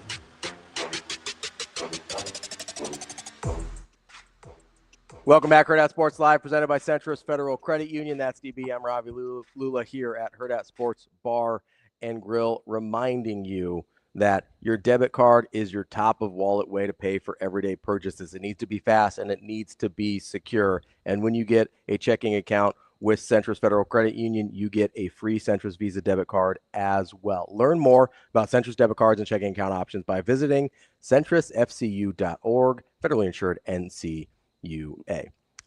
We did remember one movie that I have seen, and you said would have counted. Thank you to Travis for bringing up Barbershop. Yeah. Barbershop, good movie. Really good movie. I only saw the first one. I've seen 1 and 2. I don't know how many there are. I only saw the first one. I am a little disappointed that Bad Boys doesn't count, but that's okay. Kyle hit me with Belly, another good one. Ooh, which one? Belly. I don't know what that one is. Great movie. Omaha movie. There we go. Yeah. I mean, there were parts. Tim, I said Friday. Yeah, Belly. I'm a big Method Man guy, and he was in the movie. I like Method Man. But they had some great characters. Yeah. Yeah, I like Belly quite a bit. Does Selma count? Again, it's like historical, so I don't know if that counts or not. Hard to sit through. Yeah. I've seen it. I just didn't know if it counted. Yeah, it would count. Okay. So, yeah, there's a bunch. Kind of. Okay. Kind of. What's the consternation? I mean, does historical stuff not really count? No, because if you would have said Malcolm X, I would have counted it. Oh, okay. Yeah. So I guess I need to come up with my own definition. Not to go all amazing Daniel, but if you're going to debate something, you probably ought to know what the criteria is, shouldn't you? Yeah, Belly was low key really, really good. I don't think I've seen Malcolm X start to finish. It's long. Yeah. I definitely started it. It's another one of those movies I have on DVD. Yeah. It has my favorite line. One of my favorite lines of all time. Malcolm X told his guys to march when they were checking on the health and well-being of a guy that had suffered some police brutality. And he said, my men have committed no crimes yet. And he said that he would leave. Mm-hmm. They wanted him to disperse, right? It was a peaceful protest. And they were marching in sync. And so they had somebody go in and he wasn't at the doctor came back out and said, hey, we're getting him all the help that he can get, that we can give him right now, this, that, and the other. And so all Malcolm X did was they were chanting and he put his hand up. Mm-hmm. Never said a word. He put his hand up. They were quiet in unison and he pointed. And they all turned and walked. Mm. And they slowly panned the camera to one of the police officers. And he said, no one man should have all that power. And later on, you go back and read stuff. The director said one of the things that he would have changed in the line that he would have changed is he would have said no one black man should have had all that power.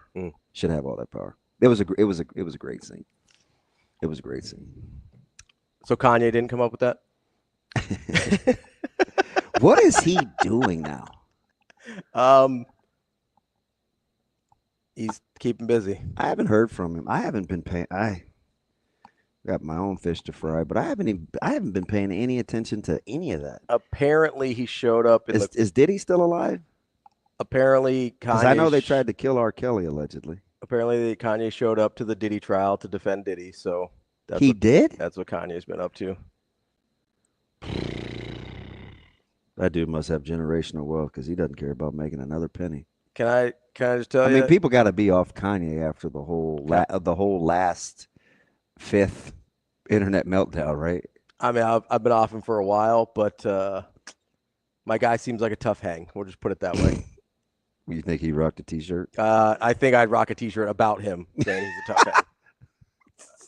I'm still mad at Lance. Should I go back and get that? Yeah, probably. He's doubling down. Are you a Mos Def guy? I like Mos Def. I like Mos Def too. What do you know about Mos Def? He's been some stuff. I like Mos Def. He usually plays a runner or some driver of some sort, which I'd love for him to get out of that role. But ironically, the movie that I know him in, he is a driver. Shocker. Italian Job. He's an Italian Job. Gosh, even in those mainstreams, he's a driver, huh? Yeah. Come on, Mos.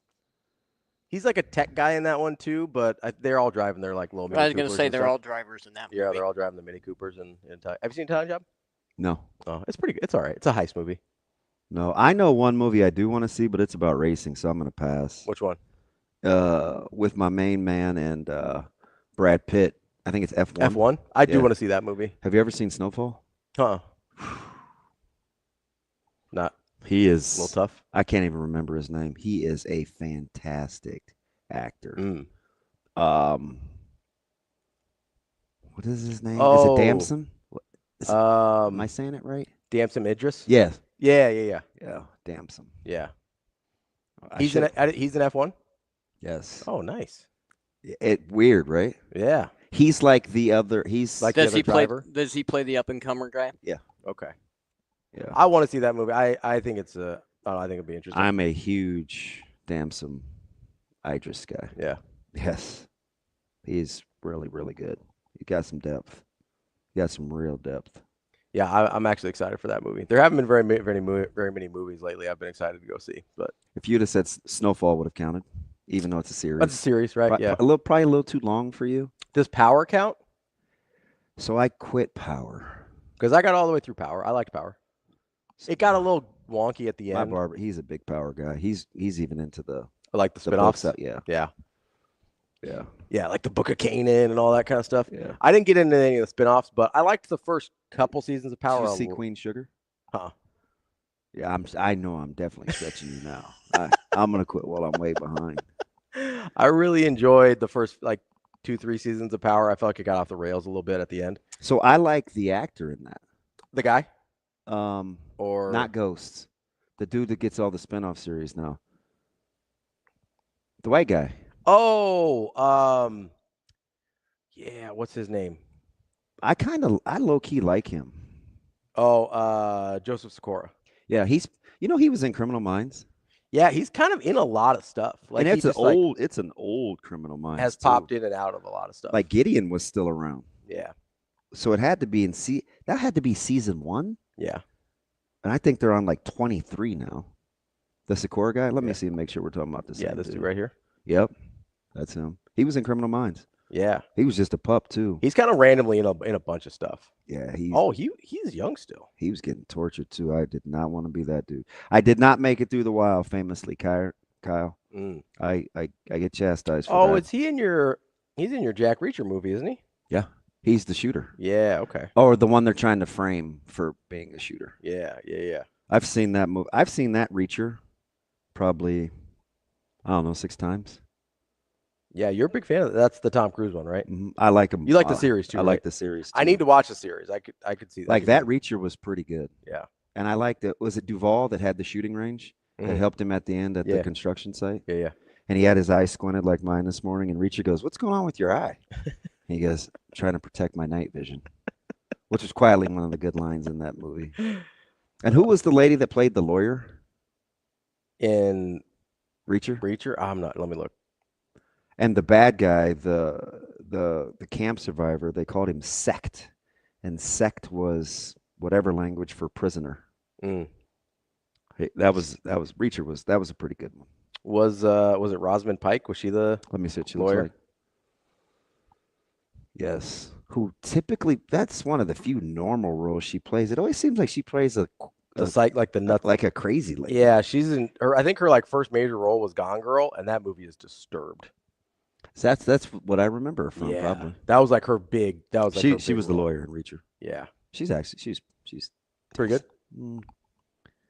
It's not like I don't know. It's not. I mean, it has Cruise, you think, but it wasn't like. It's like an action movie, so it's not like a Yeah. big character-driven movie where you're like, oh, what a great performance. One of the bad guys, one of the main henchmen in that movie is a Tom Hardy knockoff. Oh yeah, Yeah, it gives you a lot of Hardy vibes. I love Tom Hardy. Me too. Big Tom Hardy fan.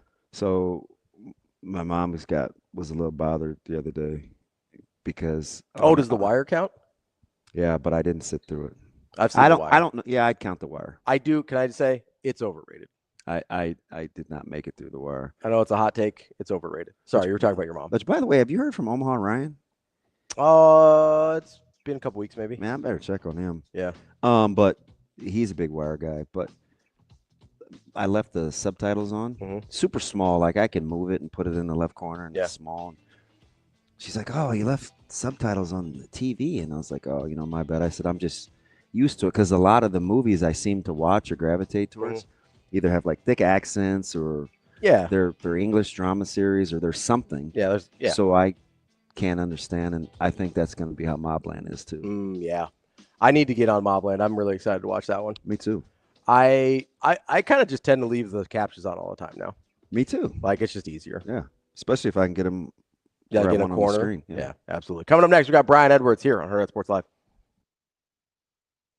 Here with Wyatt Dent, Central City quarterback. Wyatt, let's just get right to it. Recruitment-wise, you have a handful of offers, right? I'll just let you explain them. So I have UCF, Wayne State, Midland, and Hastings right now, but looking to get some more this summer. What kind of camps have you done? What's the plan for the rest of summer? I've done the team camp at Hastings, and then I went to the Friday Night Light thing at UNL, and then I got SDSU the 20th, so we'll see how that goes.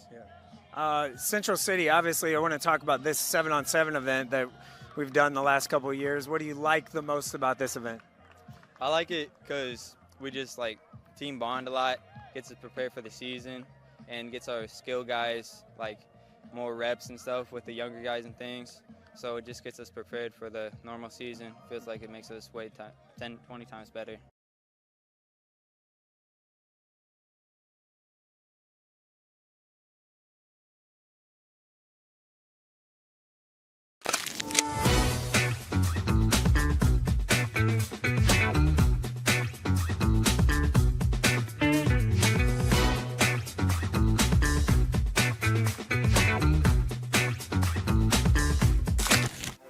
Aspirations can drive us.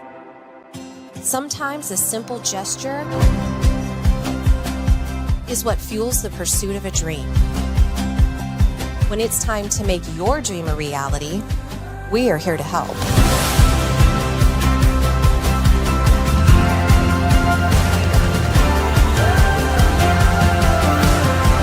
Centris Federal Credit Union. We are where you are.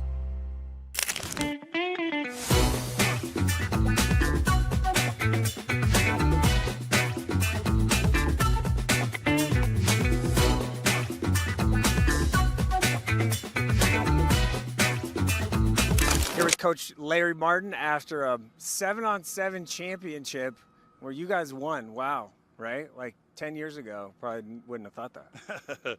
Well, just a first-class event.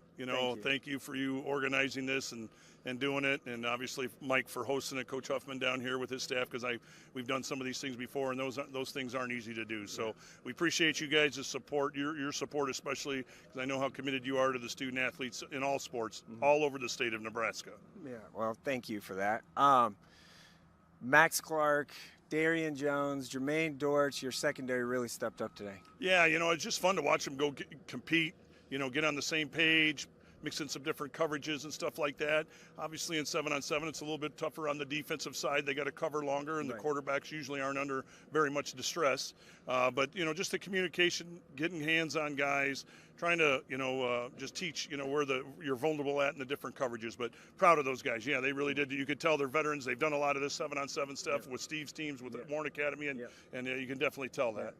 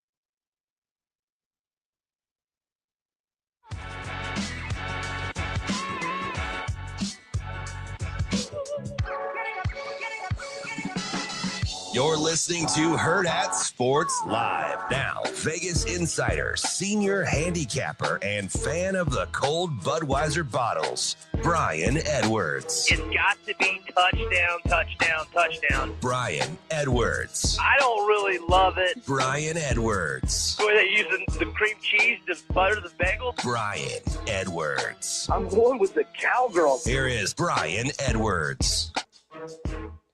Welcome back, Hurrdat Sports Live, presented by Centris Federal Credit Union. That's DB. I'm Ravi Lulla here at Hurrdat Sports Bar and Grill. We're joined now by our Vegas insider from Major Wager, Brian Edwards. What's up, B? Good morning. Good morning, fellas. What's happening? Yeah, my voice sucks too, B, but it's because I was trying to pretend coach, I think, the last couple of days. So this is back to the old me when we first had you on almost double-digit years ago, when occasionally I would wear sunglasses in the studio because I liked it dark. This one is because I have a very uncooperative, unattractive-looking right eye, B. So don't let my glasses throw you off your rock-solid game. No problem, brother. No problem. What's going on down there weather-wise? We're getting ready to get 3 or 4, maybe 5 consecutive days of 95 plus. Ooh. Saturday is supposed to be triple digits. Oh. I don't think we've gotten that hot yet, but we've had a lot of rain here. Not all day rain, but a lot of rain here the last week. Yeah. Do you have that part, because you're north, right? How green is it? The Gulf of Mexico? No, just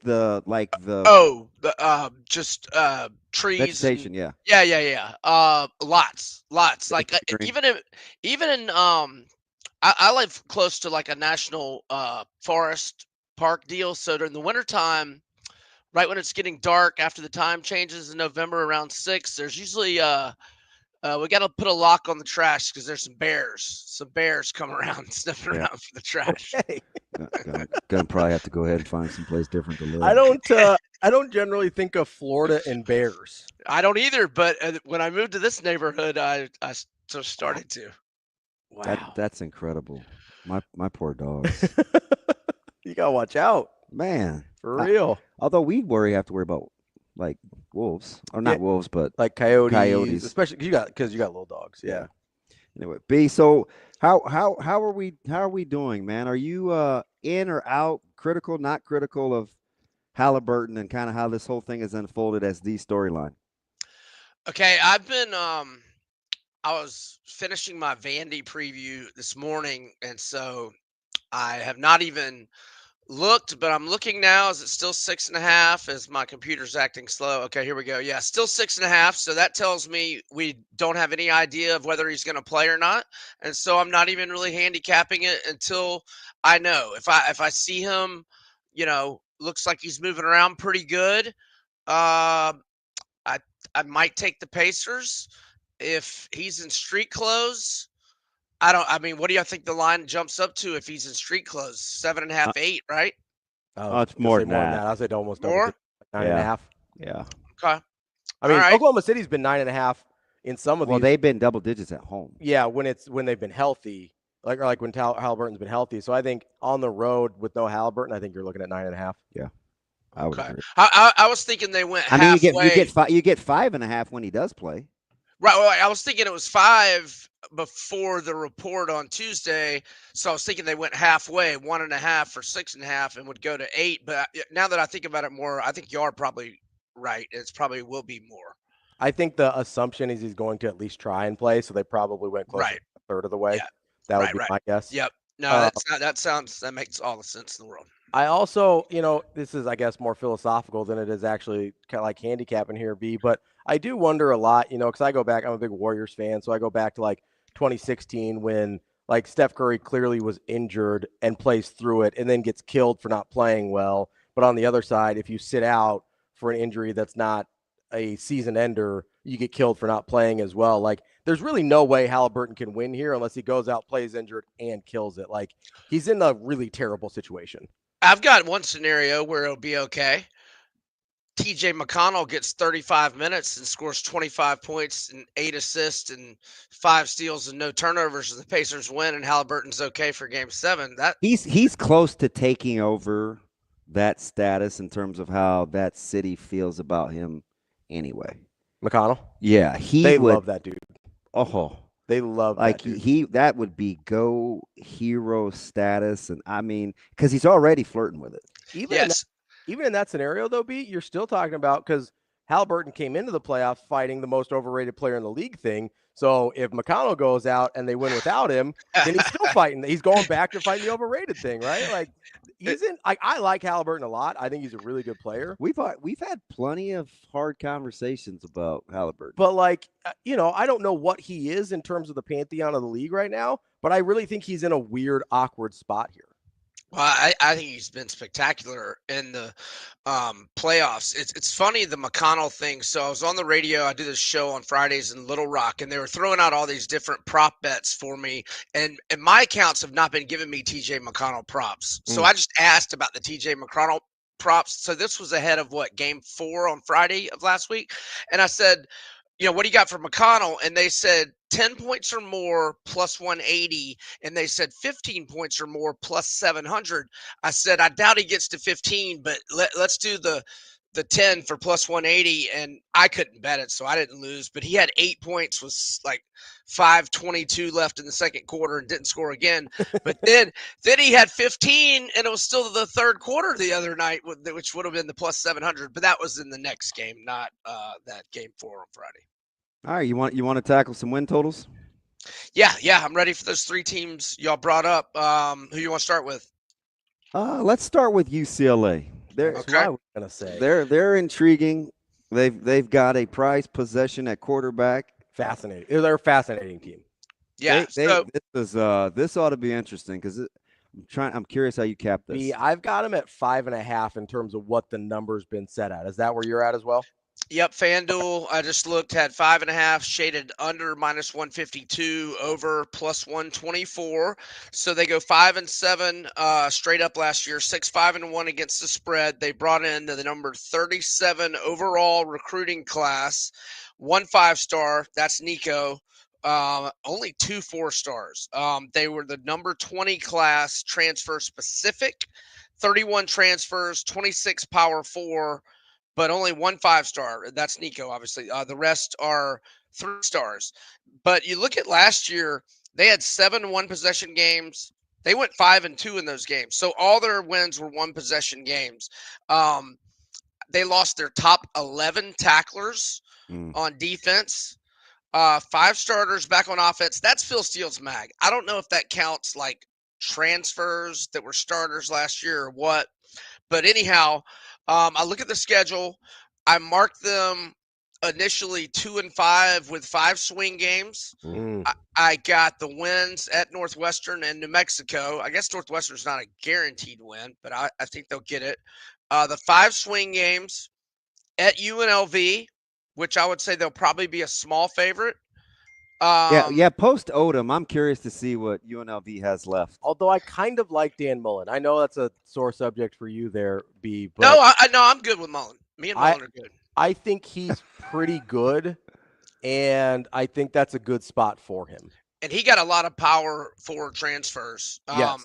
Yeah. And if you're going to lose a guy like Odom who got that thing running, because apparently they do have money to spend, Mullen wouldn't be a bad guy to go get. Like I think Mullen's a good hire there. So I'm interested. I agree.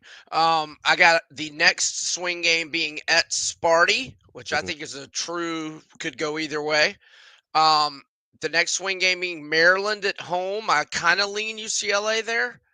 The next one is Nebraska at home. I lean Nebraska there, but UCLA gets 2 weeks to prepare. Yep. Who does Nebraska have the week before? That's the November 1st game. Who do we have the first? Is it? I'm getting there. Here, USC. USC. Yeah, they got them back to back. That's right.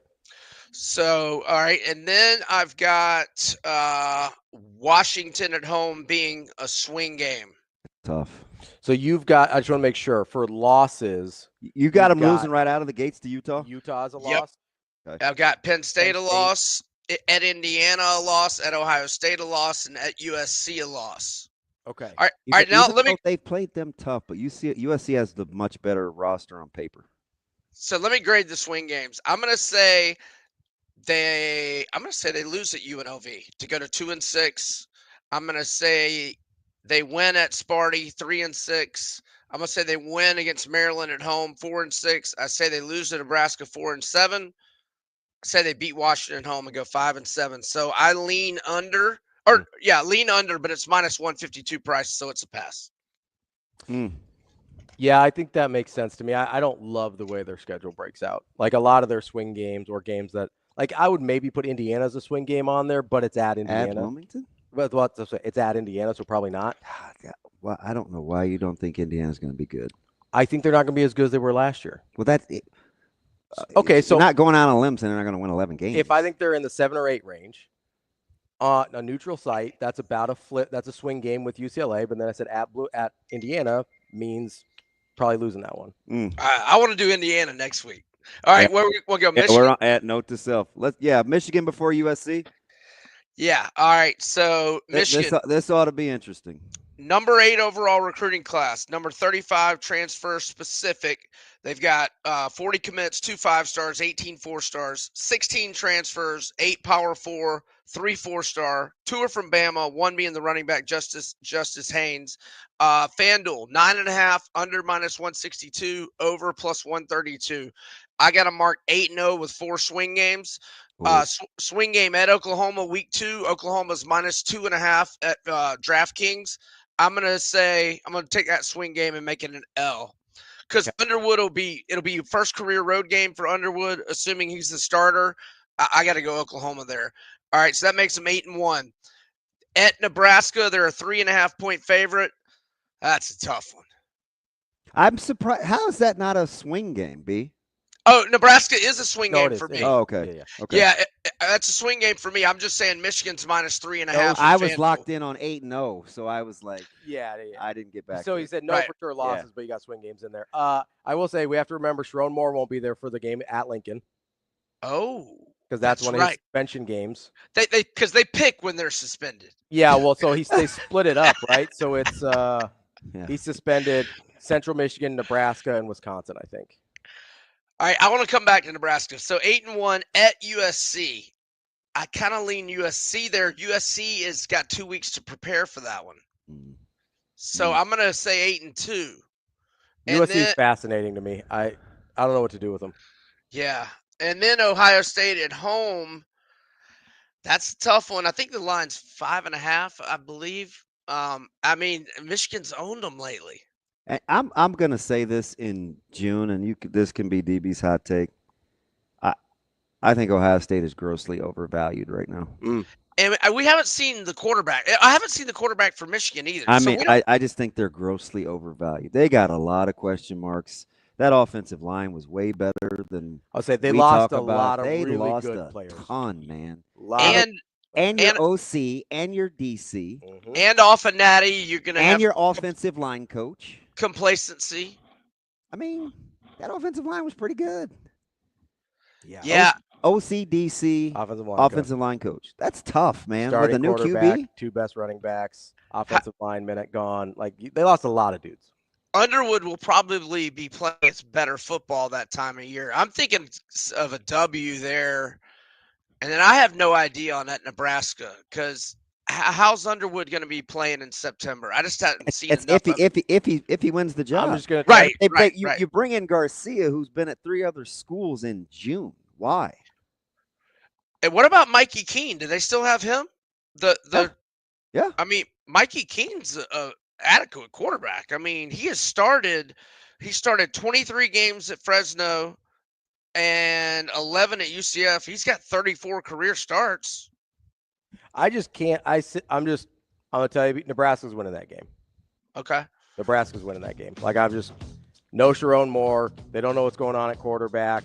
I think Nebraska, like that to me is the game where people are going to look at Nebraska and be like, year 3 rule, here we go. All right. We'll do USC and Indiana next week. Yeah, absolutely. Let's do it.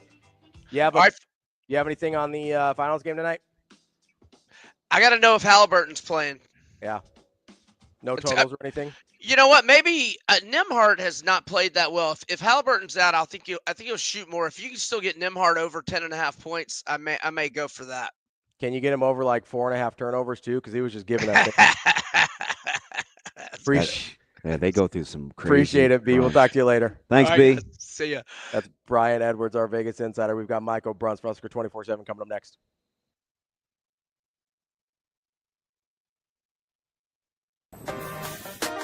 I'm Ravi Lulla. I'm Kenny Bell. We're here from Hurrdat Sports. Don't worry, Metro Transit has you covered right here on the ballpark bus. Gonna run from right here down by the stadium, north of downtown, all the way up to Dodge Street, making a circle to drop you off wherever you need to go. Oh, beautiful. So what's it cost? It is free. It runs every 10 minutes, and it'll run almost all day until an hour after the last game. Or Kenny, if you're like me, you don't want to deal with driving downtown at all, Metro Transit has you covered there too. You can park out at West Roads for free and get a ride downtown through Orbit. That's right. They added an extra Orbit stop at 10th and Capitol. Only $1.25. Fills up after the game. Quick, nice service right back out to West Roads. $250 round trip, can't beat it. And free parking? You kidding me? Plan your trip or track your bus at myride.ometro.com. Or download the MyRide OMA app.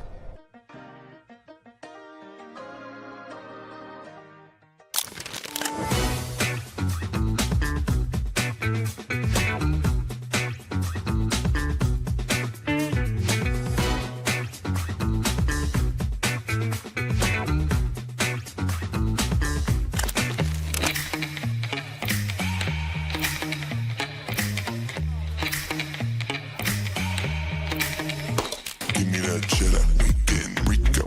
Big money rolls like burritos. Give me that hot sauce, no pico. Give me that.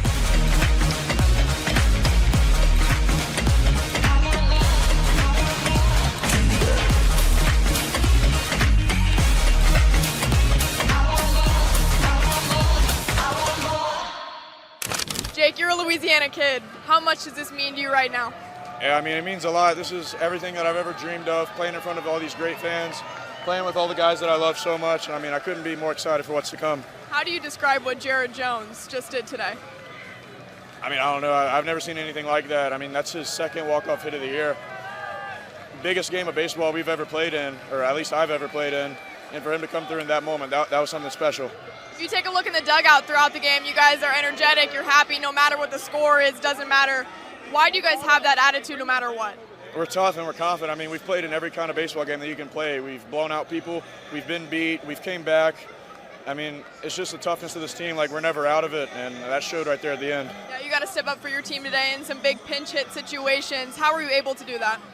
Just staying focused. I mean, just knowing that the time would probably come at some point and just being ready, taking it one pitch at a time and ultimately not trying to do too much, just trying to get it to the next guy.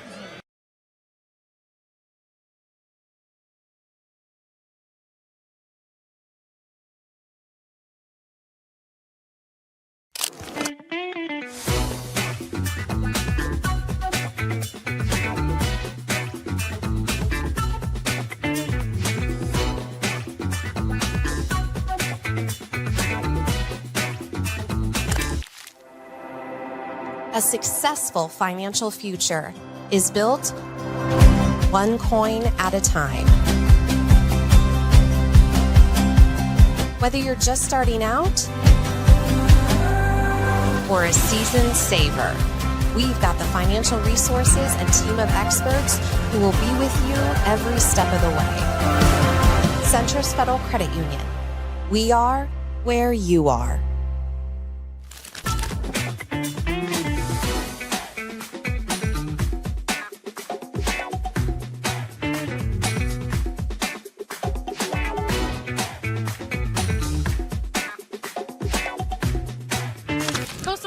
Heading back to their second championship series here in Omaha. Last time they did this was in 2016. Blake, I want to talk about your journey. You started as a walk-on at this program. Your head coach shared that they knew you from a camp. You were wearing a jersey number, a red jersey. That's how they knew you. How would you describe your journey from going from a walk-on to now competing for a title with this program? I can't thank the coaching staff enough giving me this opportunity. Shill saw me first on the, I guess, quote-unquote backfields of that camp, and he let Schnall know, and I mean, it's been a heck of a journey so far. This team has had 24 runs in the last 3 games. What makes this offense so dangerous? Just like the up and down. Shill has been saying that anybody can come through at any day, any night. It's not just one guy, it's the whole lineup. 2016 team has been in attendance. Coach Gilmore's been in attendance. What's it been like for them to be here, and how would you describe the brotherhood of this program? Yeah, I mean, it just shows the culture of this team. Like they're all coming back, and they love it here. We love them, and we love that they support us.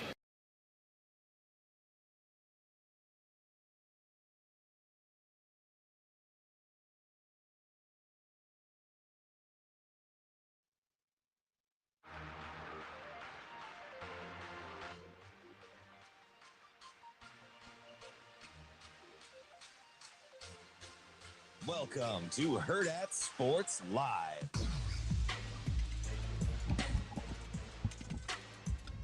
Welcome back, Hurrdat Sports Live, presented by Central Federal Credit Union. That's DB. I'm Ravi Lulla here at Hurrdat Sports Bar and Grill. Don't forget, every Friday during the summer, there's live music on the patio here at Hurrdat Sports Bar and Grill. And live with us now is our friend Michael Bruntz from Husker 24/7. Bruntz, what's going on, bud? Not much. How you guys doing?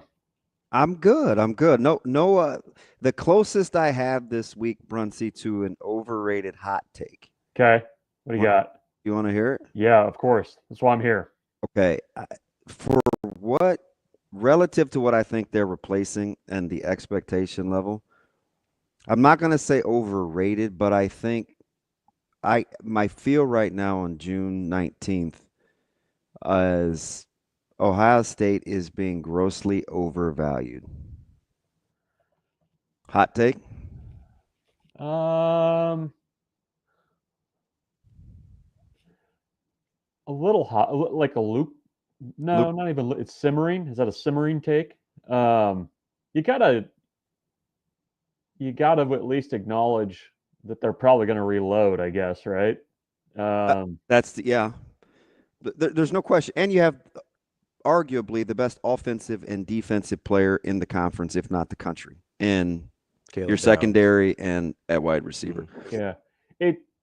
Ohio State feels like a team to me where it's like it's more turnkey than Michigan is. Like I feel like year to year there's probably more fluctuation in what Michigan could be based on, the year or whatever, but it feels like I think as long as Ohio State gets the quarterback stuff right, they're going to be in a fine position. So I don't know. I mean, I think that's probably a fair take on June 19th. I think they're going to be right there, but I mean, I think they were outstanding up front last year. I think their physicality was underappreciated, and I didn't even love the way that they played all year, but it was primarily defensively, given the talent that they had. I felt like they should have been a little bit more disruptive, and since then it's well documented between Johnson and Knowles demands and all this other stuff. So maybe the continuity was never there all year, but offensively, especially when they were healthy, that was a physical bunch. You got a new coordinator in Hartline. I get he's been there. Nope, not a play caller. You got a new DC. You lost your O-line coach. You're unsettled at quarterback. Like, for a team that everybody has in the top three, we're making a ton of concessions. Sure. I mean, that's fair. I mean, it helps though. You've got some dudes to paper over that stuff, right? Oh yeah, they got. I think that's probably why. Like I would say, yeah. There's a lot of question marks, no doubt. Probably the biggest one to me would be the offensive coordinator piece of it, and what I think for the most part, they're going to be able to score points, and they've got guys that can do that. But that would be the one that would the change that would concern me probably most is what that's going to look like and how you kind of handle things there. But I think, I don't know. It's just in the age that we're in right now in college sports, it just feels like Ohio State more than a lot of programs. They're like GE stock in the 50s. You can just kind of count on it. Remember those commercials? GE. That's a good pull, Bruntz. Thanks. I forget you act years older than you actually are. It's incredible. Bruntz is 55. You brought up 1955. Yes. You brought up a fair point with the quarterbacks, though. I guess for you, if you're looking at Ohio State, and you're like, okay, is this, and considering DB's statement, like, okay, are they a little overvalued? How much of that has to do with, like, it seems like reports out of Columbus are they're not totally sure it's going to be saying, and they're not really sure what the move at that position is yet. You combine that with the new offensive coordinator, like, I guess with a team that I agree is fairly turnkey, how much consternation does that give you? A little bit. I mean, I think if you had a more settled picture, I mean, they're probably not even having this conversation about, if the quarterback was more, solid, I guess. I mean, they're choosing from between some pretty decent options, and they've got options they can go to if things don't look great early on. You probably do have to do some things around that, whoever it ends up being to help them out early in the year. But I don't know. I was thinking about this the other day. It almost feels like nowadays, the quarterback positions, like if you have something settled there, especially like with the returner, like that feels a little bit more of an outlier now than the other way around. So I don't know. I mean, it's I'm still a believer there. I think they'll be fine. Yeah, and hear my heart. The perception and the value is different than saying I don't think they're going to be good. Yeah. Yeah. No, I know.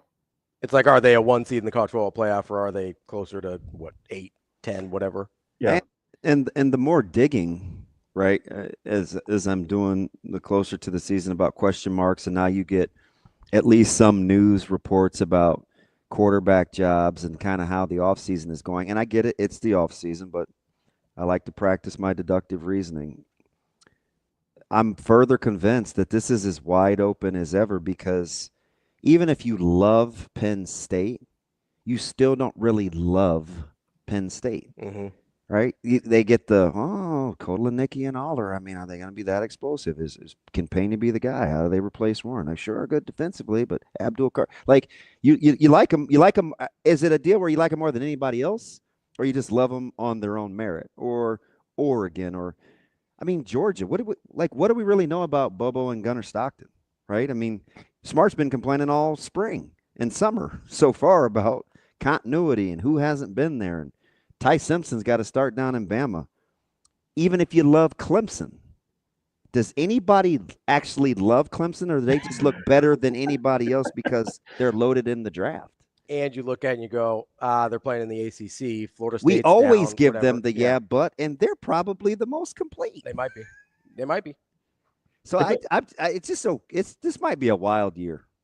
That's okay. I like a little chaos. You're rooting for the golf course in this one. I think you're rooting for things to go a little awry. You maybe want an accident or two in the NASCAR race, like that. That's okay.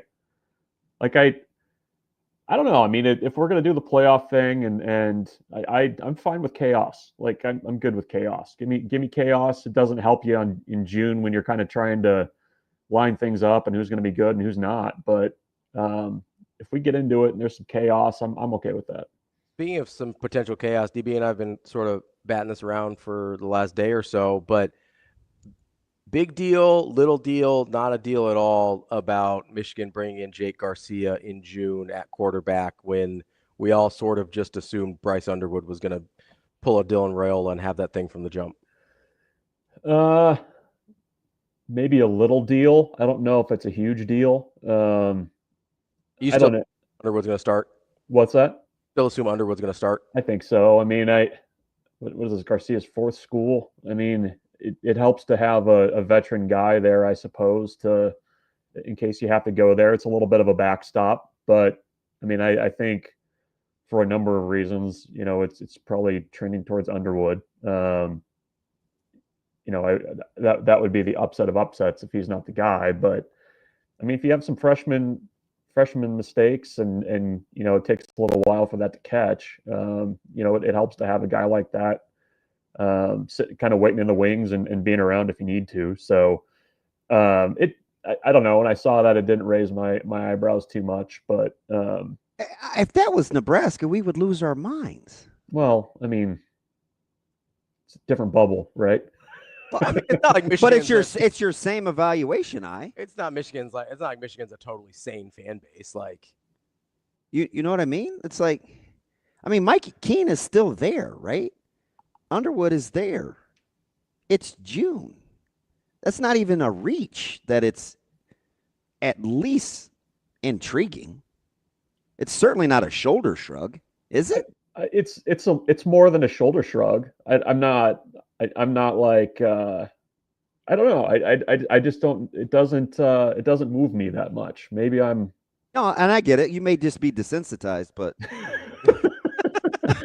I'm hardened. I'm too calloused to quarterback movement these days to really get up out of my seat for Jake Garcia going to his 4th school. But Michael Andy Dufresne Bruntz over here. I don't know. I mean, it's fine to have. I mean, I think it's a good insurance policy, but I don't know. Like, is a guy going to go in there in June and really win that one? Like, I mean, he's probably going to throw his weight around a little bit. Maybe they're thinking like, hey, if we go get the best available guy that's there as a backstop, sure. But I don't know. I guess is it similar to the what Casey Thompson is showing up in Lincoln for like a couple days? Is it that kind of a situation? Took that thing and ran with it, didn't we? So, like I said, different bubble. I'm sure if it were here, I would feel differently. But I don't know. I would still consider it an upset if it's not Underwood. Okay. Who do you think you know? Give me the top 3 teams. I'm gonna buy you some time and assume Penn State is number 1. And it doesn't have to be to the good or to the bad necessarily. Who do you know the most about in terms of who you think they'll be from a confidence level? For the conference? Yep. In the Big Ten conference? Correct. Well, Penn State, I think I'll take the gimme. I'll start with the layup. Okay. You're at least going to be shooting 33%. That's good. Yeah.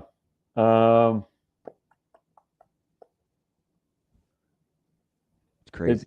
Is it USC? Is USC a team you know a little bit about? I don't feel like I know anything. I don't think I know USC. anything about SC. Like, I don't think I know anything. I mean, they're SC. replacing all their skill guys. No Woody Marks. So my mind immediately goes to the quarterback position. The relationship between Maeva and Maivia and Lincoln Riley. Yeah, I mean, in some ways it's kind of like it feels like it's kind of settled with USC, whether it's whoever it is. Like it feels like the ceiling and the floor to me are pretty close for them, regardless of the cast of characters. I mean, here's why I feel like I don't. Hang on. Sorry. Okay, go ahead. Okay, so if it's and there's no right or wrong answer, Bruntz. I mean, this is I know. So let's go with what he's saying. Penn State 1, SC 2. Okay, who's 3, Bruntz? Who we know enough.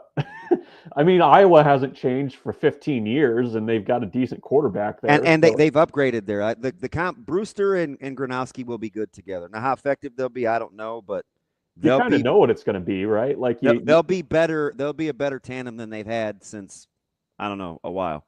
Maybe Nate Stanley is that the last? Maybe. Big Hands and Stanley. That guy shook my hand at Big Ten Media Days. I was in some mitts. It was incredible, and it was so firm. I was like, damn. I'll be ready the next time. That's how you average like 7 yards a quarterback sneak is with those mitts. Dude, it was like those Bug Bunny moments where your hand kind of pulsates and it. Yeah, it was. That resonates. Is that the strongest handshake you can remember? Yeah, other than my father's. Okay. 1, 2 in that order. Pound for pound. Yeah. Yeah, I would say we know the most about Iowa for the most part. I would put them on that list. And we think that game is winnable. And we don't know near as much. You didn't put Nebraska ahead of them, which I think is incredible. But I also agree. Just in that, if what you're saying is even remotely accurate, how entertaining or interesting or I mean, this is going to be this is makings of I have no idea what's going to happen in the Big Ten this year. Just that explanation alone, like I'm just working backwards to make the case. Because I would ask you the same question. You get a totally different answer. You're going to get a totally different answer. Because there's no way you're using Iowa and USC. You'll use Penn State. Yeah, because it's funny because your argument for USC is my exact argument against them, right? And not knowing because I take Lincoln Riley, and I go, okay, that's a guy who I know is really good at calling offense, and a quarterback who I don't think is very good. Like, I just don't think Maeva is very good. Right. And so I sit here and I go, like, I don't know anything about them because I love the offensive mind, but I do have questions about how it translates to kind of consistent, kind of grimy football in the Big Ten. And then I've got a quarterback who I don't really trust him throwing the ball with that offensive mind at all. So I feel like I know nothing about USC. Isn't that what they were last year, though? Like, what's changed? Yeah, but they weren't very good last year. So I kind of sit there and go, but we've got a different guy too. Miller Moss, to me, his skill set fit better with what Lincoln Riley does and can do versus a Jaden Maeva. And now we've got Jaden Maeva, and that's, I don't know. I don't feel like I know anything about him. Because I still don't know that we've seen enough sample size of them in the Big Ten for me to be like, okay, this either does or doesn't work, or Lincoln Riley is or isn't willing to adapt his style enough to have it work in the Big Ten. So, like, I really feel like anytime USC comes up when we're going through team schedules, I kind of just throw my hands in there. I'm like, I don't really know. Can they flip it in a year, though? Like, because I mean, go back to, like, the Minnesota game last year. Like, that's like a perfect test of, like, how Big Ten you are, right? Like that's your Big Ten stripes, is whether you can go into Minneapolis and just, roll around in the mud for 4 quarters and try to win a 21-17 game. And I mean, I guess why I say USC is it feels like I don't know how much has changed. I guess maybe that's the unknown, but also like I don't know that a ton is going to change that quickly. So I guess that's where my very weird head goes. I still think you mentioned Nebraska. I mean, I think, yeah, we know some things. I think there's a lot of things we still don't know. I think, I don't know. I mean, like, is Illinois, are they do we know enough about Illinois? I mean, they return everybody. Illinois would have been my number 2. Yeah, I think we know my number 2 pick. More about Illinois than we might know more about Illinois than we do about Penn State. To be honest. Yeah, that's fair. I always forget they're there. Like, I just, in my like mental map, like I do like the BTN commercial, and like I just fly right over them. Throw it in your head. So you know what's funny? What's that? Let's just because I would have said Illinois too. Mm-hmm. Most people I've seen, I don't know, 3 or 4 publications now, not publications, reputable folks slot the Big Ten. They are in no one's top 5 that I have seen thus far. The consensus top 5 in any order is SC, Michigan, Penn State, Oregon, Ohio State. Yeah, that's crazy. It's wild. Yeah, and I'm not even. And I'm not we even. We saw there. Illinois last year. I'm not even. I think we know what we're getting. Yeah. We know the schedule. I would use them as the number 2, and they're not in anybody's top 5. Just further proof, and that doesn't mean anything but to say further proof that this could potentially be a wild year. A wild year. So Illinois gets both Ohio State and USC at home. Is that correct? Yeah. Like, I could see Illinois knocking off USC at home. Yeah, but you only had Illinois winning 7 games. I thought I had them at 8. You said closer to 7 than 8. That's probably a little low on them. If I'm thinking about it. Well, don't let me talk you into Illinois. You've never loved Illinois. So my thing with Illinois isn't that I don't think they're going to be good next year. I think they're not going to take the leap in the college football playoff. I think they're going to be almost exactly what they were last year. Weren't you the big never 2 good years in a row guy? Well, that's what concerns me about them, for sure. Like, that was one of the things that concerns me about them, because they're just working against this history of never really repeating their success 2 years in a row. Closer to 8 than 7. You went Penn State, Ohio State. Penn State, Ohio State, Oregon, Nebraska, Michigan, Illinois, Iowa, Indiana, Iowa, SC, Minnesota, Washington, UCLA, Rutgers. Well, like, I could very easily, after the top 3, I could very easily see any of those teams be in the top 5. Yeah, you put Nebraska right after Oregon, but ahead of Michigan. Yeah. And with the quarterback issues at Michigan, that might be too high. You prepared for this, Bruntz? June. You're pretty mild-mannered, but yeah. No, it's if you really look at it, like, what if DeMond Williams is good? Yeah. Like, what if Nico is more than functional? What if Mendoza is really good match with Signetti? Yeah. It's fascinating. And I guess, does that encourage you or discourage you that anything's possible if Nebraska plays well? Yeah, no, I think that's good. I mean, I think the schedule that Nebraska has, I mean, there's a possibility if they play well that, I mean, you potentially, last year's version of Illinois, like you getting to that kind of a surprise number. So I don't know. I mean, there's also a little bit of trepidation there too. Like if there's that much kind of midfield in the Big Ten, you gotta show up ready to go, because I mean you could get embarrassed if you're not ready to go. I mean Maryland, I don't think much of them, but I mean that's a little bit of a scary game going there that you got to be ready for. So I don't know. I mean I think I would put Nebraska still in that category of team that we think we kind of know a little bit about, but I don't know that I think there's still a lot that still needs to be figured out there. I mean, for the same reason that, what you kind of rattled off about Ohio State, the only difference is Nebraska's a little bit more settled at the quarterback spot, but they still have a significant amount of change. So we'll see. I mean, I do think the potential for a pretty wide open conference this year is there. And I don't know, talking about Penn State, you still kind of need to see it a little bit from them against the teams that they have to beat to get to that top level. Yeah, it's kind of funny, Bruntz, as we're kind of talking through this, I might put myself through a little exercise here at some point where I wonder how many teams, if I assume because we have to make a ton of assumptions about most of the Big Ten, right? Like there's just too many variables that we don't know, which is why DB's question was a good one about like, who do you feel like you know the most about? Mm-hmm. But I'm wondering how many teams, if I assume a best case scenario for one variable, do I think could get into that top 5? Because I think that number is enormous. Because I'm not a big Washington guy. He is this year. I think they're 6-7. Like if DeMond Williams is the guy that some people think he is, like I don't know what the ceiling is on that. Yeah. Right. Like, and Mendoza's I'm a little down on Indiana compared to last year. I think they're probably a 7-8-ish. I think it's closer to 7-win team than they are a 9 or 10 win team again. But if Mendoza and Cignetti just gel together and it's perfect, like they could win 10 games again. Like that's not a stretch. I mean, how much do we really love Oregon? I don't love Dante Moore. I think we're just assuming for Oregon, right? Like we're assuming. If you really start looking at these teams with a critical eye, and I'm to the point now in June, because this is about where I get started, because I feel like I have enough information, whether it's magazines or articles, my own opinions on what I've seen, where I can start to formulate.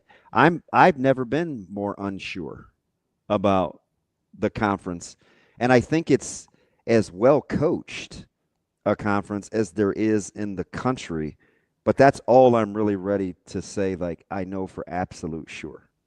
Yeah, no, I think that's fair. I usually when we get into July, like Fourth of July weekend, that's where I really start. Would it surprise you, Bruntz, if Michigan won 7 games? No. Okay. Would it surprise you if they won 10 games? No. Exactly. Yeah. Like that's. I'm just like I mean, there's a lot of teams like that. Yeah. I am in lock stock agreement with that. I may have to go down a list and see how deep I can get into the Big Ten before I'm stunned that a team would win 9 or 10 games. Now they were really good, but you work on Saturdays, Bruntz, and I don't know if your library is full of football games. And I get it. I have an advantage because I love South Dakota State's staff since Jackson was there the first time. Are you intrigued at all by the Brewster Gronowski kind of combination? Because South Dakota State played on television quite a bit, and yeah, I do know a lot about him. Scared isn't the word, but man, I do think that combo has a chance to operate at a high level together. Yeah, no, he's what I've seen of him. He's more intriguing to me than the other transfer quarterbacks. Well, he's got some pocket to him. Mm-hmm. Yeah, and I don't know. Like I was always a little scary to me because it's like if you can just get that quarterback thing figured out with that defense and even a little bit, right? Like you don't even have to totally get it. Yeah, figured just out. Don't be last in everything. Yeah, like if you're middle of the road offensively with Iowa, with everything else, I mean, you can make that bar stool stand up pretty well. But yeah, I mean, he's probably as big of an X factor as there is in the conference, isn't there? Like how he translates and yes to Big Ten. Yeah. Yeah. I more than would put him in my top 5 most intriguing new faces and new places to impact the conference.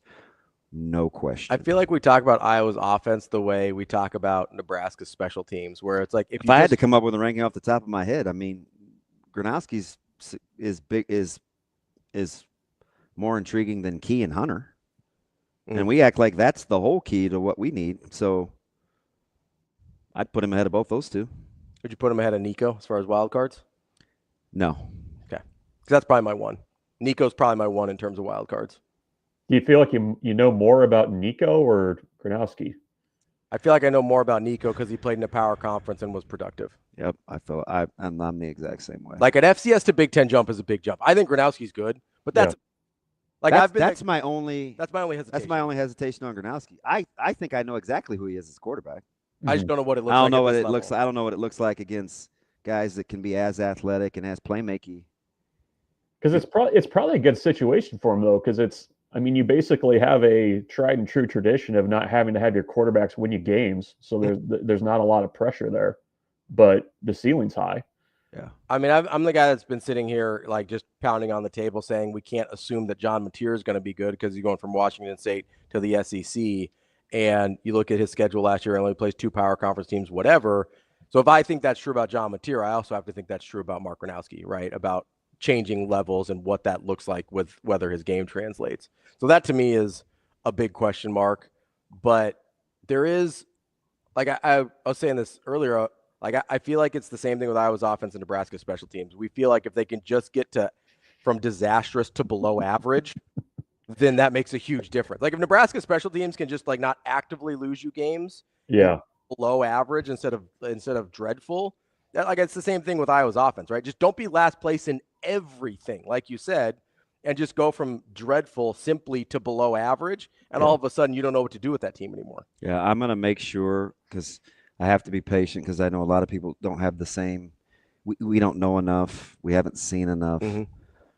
But I'm going to do my damnedest, Bruntz, to make sure special teams is the most important thing we talk about when camp opens, because I think – more than offense and defense, and I get it. This is hot take, Juneteenth day for old DB. It will be the thing that we see dictate the course of this season the quickest, is where are we with special teams? Yeah. It has been so horrific. Can it just be good? And if it's good. Average. But it's only got to be average. Just imagine. Yeah. As bad as they've been offensively at times. Mm-hmm. Or couldn't get off the field on 3rd down, or can't get the quarterback to the ground, or whatever. Mm-hmm. Just imagine if special teams. You're just giving yourself more. You're giving yourself more buffer in every, every single series. It's fascinating. Well, the field position stuff is like, it's horror show stuff. Like when's the last time we've seen it? First year both taking over special teams. Oh, the Pearsonell's freshman year? Yeah. Across the board, competent special teams. What's that, 15 years ago? No. That was 2014, wasn't it? 11 years ago. Yeah, 11 years ago. Better time you felt good? We've seen Congdon get hot at times, Little Brown get hot at times. I'm talking about across the board. Punt return. Yeah, not just, the kicker's good, so you feel okay about it. Like, actually good special teams across the board. Like, oh, yeah, it was 14. I mean, that was the year that Iowa kept kicking to Pearsonell, or punting to him for some reason. That's the last time you're like, okay, that you can do something with this. I mean, even kickoff returns. When was the last time you felt great about that? When Amir Abdullah was doing it? Yeah, probably. Probably, yeah. That was a while ago. It's incredible. We aren't. I get it. I say we aren't talking about special teams enough, and I'm just chalking it to the fact because we don't really know what we're looking at a lot of times, what it's going to look like yet. Yeah. Right. We think rugby punting and good athlete, and we're like, oh, what's that look like? Ooh. Snapping the ball correctly on time over and over again. What's that look like? not fielding a ball on the 1 with your foot in the end zone. What's that look like? Like, I mean, yeah. I mean, there's even back before 14, there were some interesting decisions being made on when to touch footballs and when to not touch footballs and when to bat them out of the end zone. When you're was that Fresno? Oh, he's right. That was on. Yeah.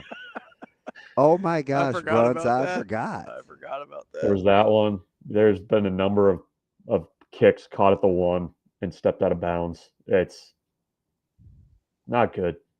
10 block kicks last year. Just play the hits. Just imagine. If we can just snap it. Yeah. Just snap it every time. Can I start there? Can I start snapping it every time? Yeah. It kind of ended up being a hot take Thursday, Bruntz. I mean, I tried to keep it. It's all right. I was hoping you're going to bring me a little 90s baseball fact or something, but nothing. 90s baseball facts today.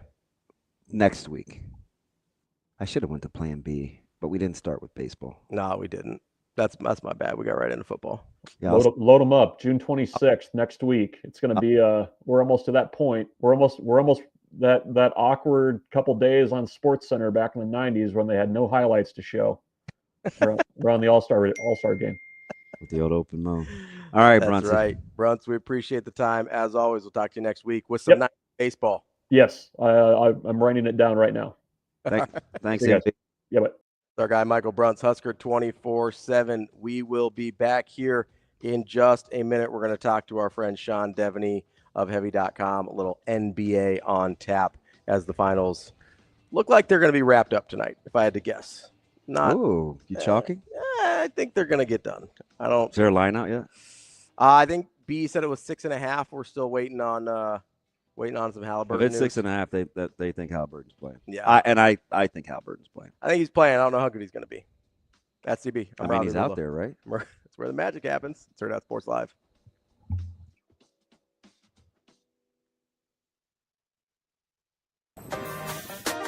I'm Ravi Lulla. I'm Kenny Bell. We're here from Hurrdat Sports. Don't worry, Metro Transit has you covered right here on the ballpark bus. Gonna run from right here down by the stadium, north of downtown, all the way up to Dodge Street, making a circle to drop you off wherever you need to go. Oh, beautiful. So what's it cost? It is free. It runs every 10 minutes, and it'll run almost all day until an hour after the last game. Or Kenny, if you're like me, you don't want to deal with driving downtown at all, Metro Transit has you covered there too. You can park out at West Roads for free and get a ride downtown through Orbit. That's right. They added an extra Orbit stop at 10th and Capitol. Only $1.25.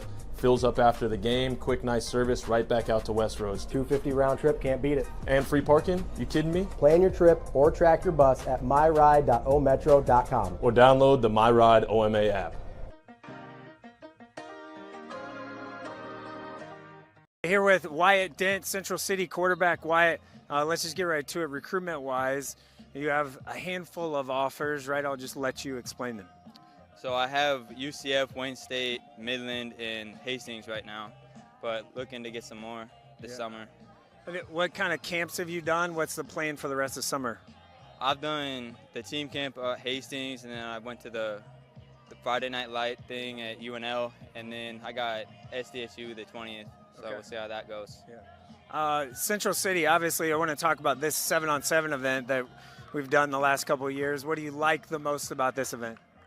I like it because we just team bond a lot, gets us prepared for the season, and gets our skill guys more reps and stuff with the younger guys and things. So it just gets us prepared for the normal season. Feels like it makes us way 10, 20 times better.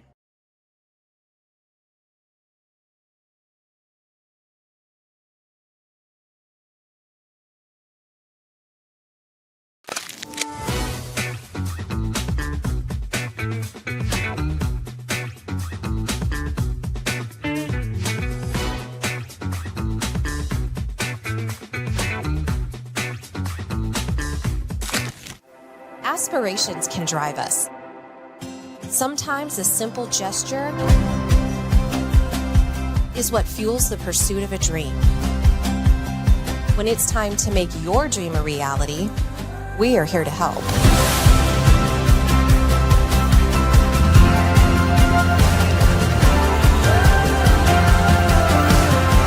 Centris Federal Credit Union.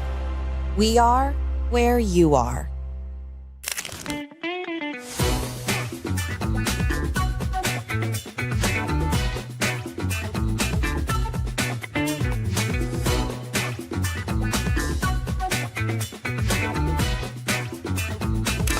Coach Larry Martin after a 7-on-7 championship where you guys won. Wow, right? Like 10 years ago, probably wouldn't have thought that. Well, just a first-class event. Thank you for you organizing this and doing it, and obviously Mike for hosting it, Coach Huffman down here with his staff, because we've done some of these things before, and those things aren't easy to do. So we appreciate you guys' support, your support especially, because I know how committed you are to the student athletes in all sports, all over the state of Nebraska. Yeah, well, thank you for that.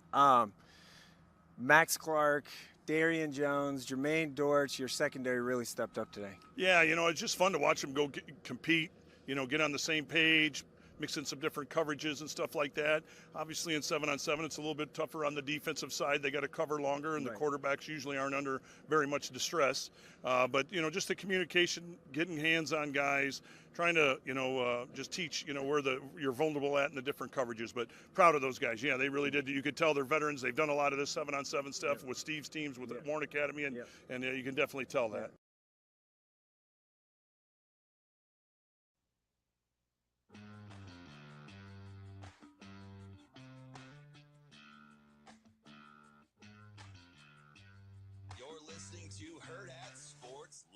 SGA the drive, back out the door, right side, Jalen Williams a three.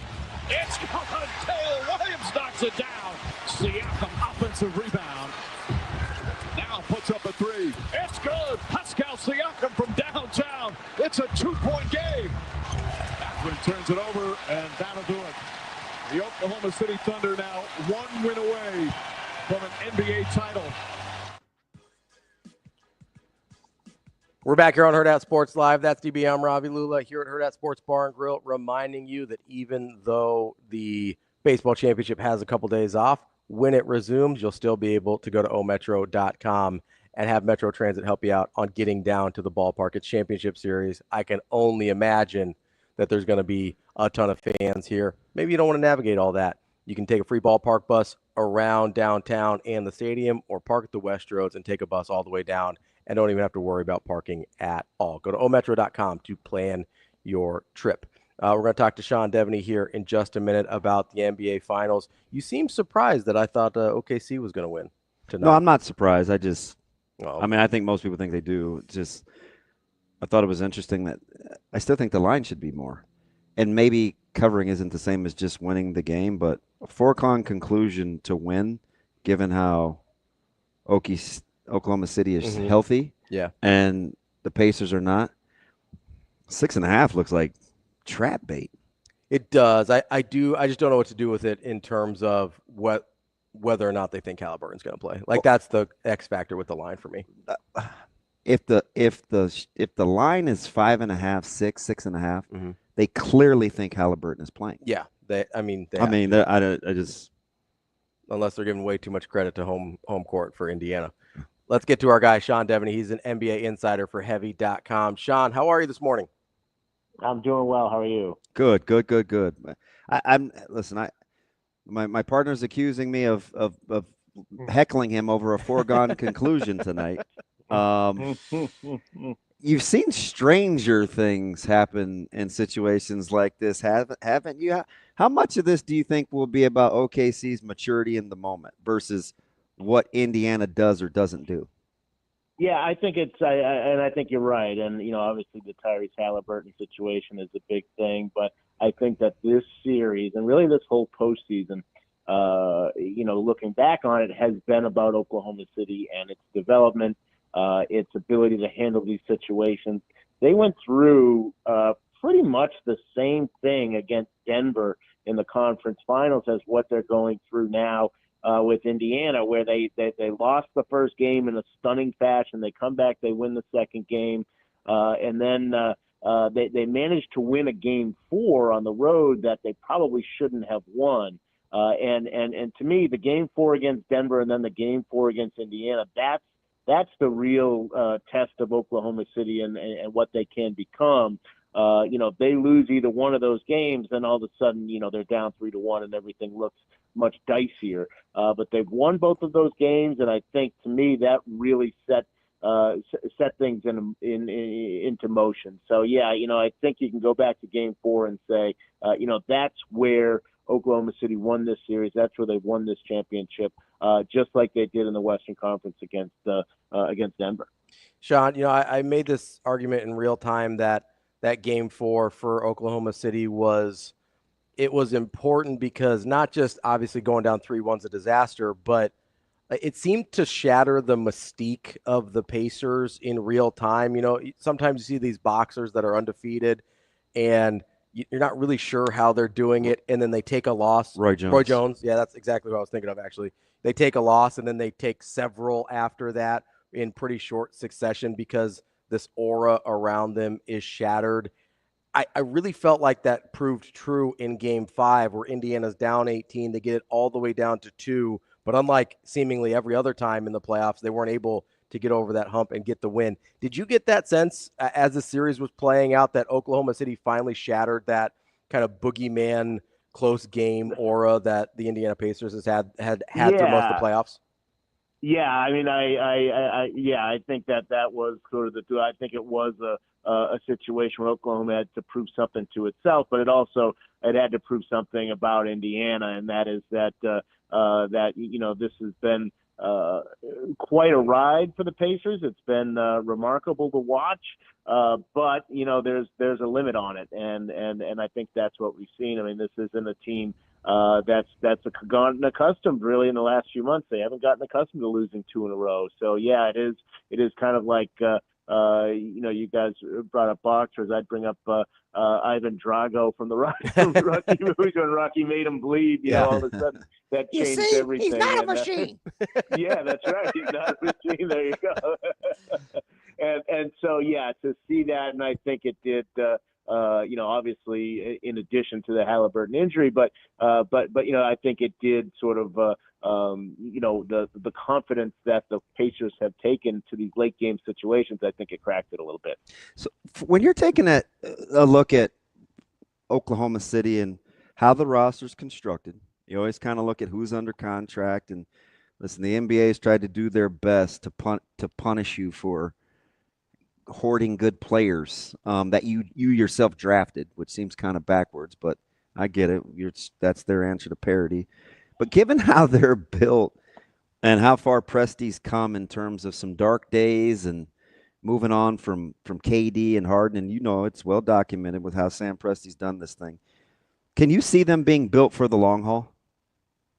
Yeah, I mean, they've got themselves set up. But what's interesting about the Thunder, and a point that probably isn't brought up enough, is what the Thunder did is exactly what the Philadelphia 76ers tried to do with the process. And the thing that happened with the process is the Sixers were so loud about it and so upfront about it, and they talked about it, and there were stories written about it, and that really angered the NBA. And so the NBA, Colangelo'd them, put Brian Colangelo in charge and ended the whole thing. Whereas the Thunder just sort of did it quietly and methodically, but they did the same thing. There's really not much difference between what the Sixers were trying to do and what the Thunder actually did.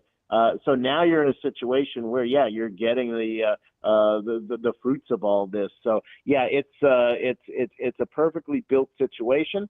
It's not replicable. That's probably the best thing for the Thunder, is that there's not like a whole bunch of other teams that are going to be able to do this. Not with the new rules, not with the restrictions on trades. But Boston was the closest, and you can't do it post what they did to put that roster together.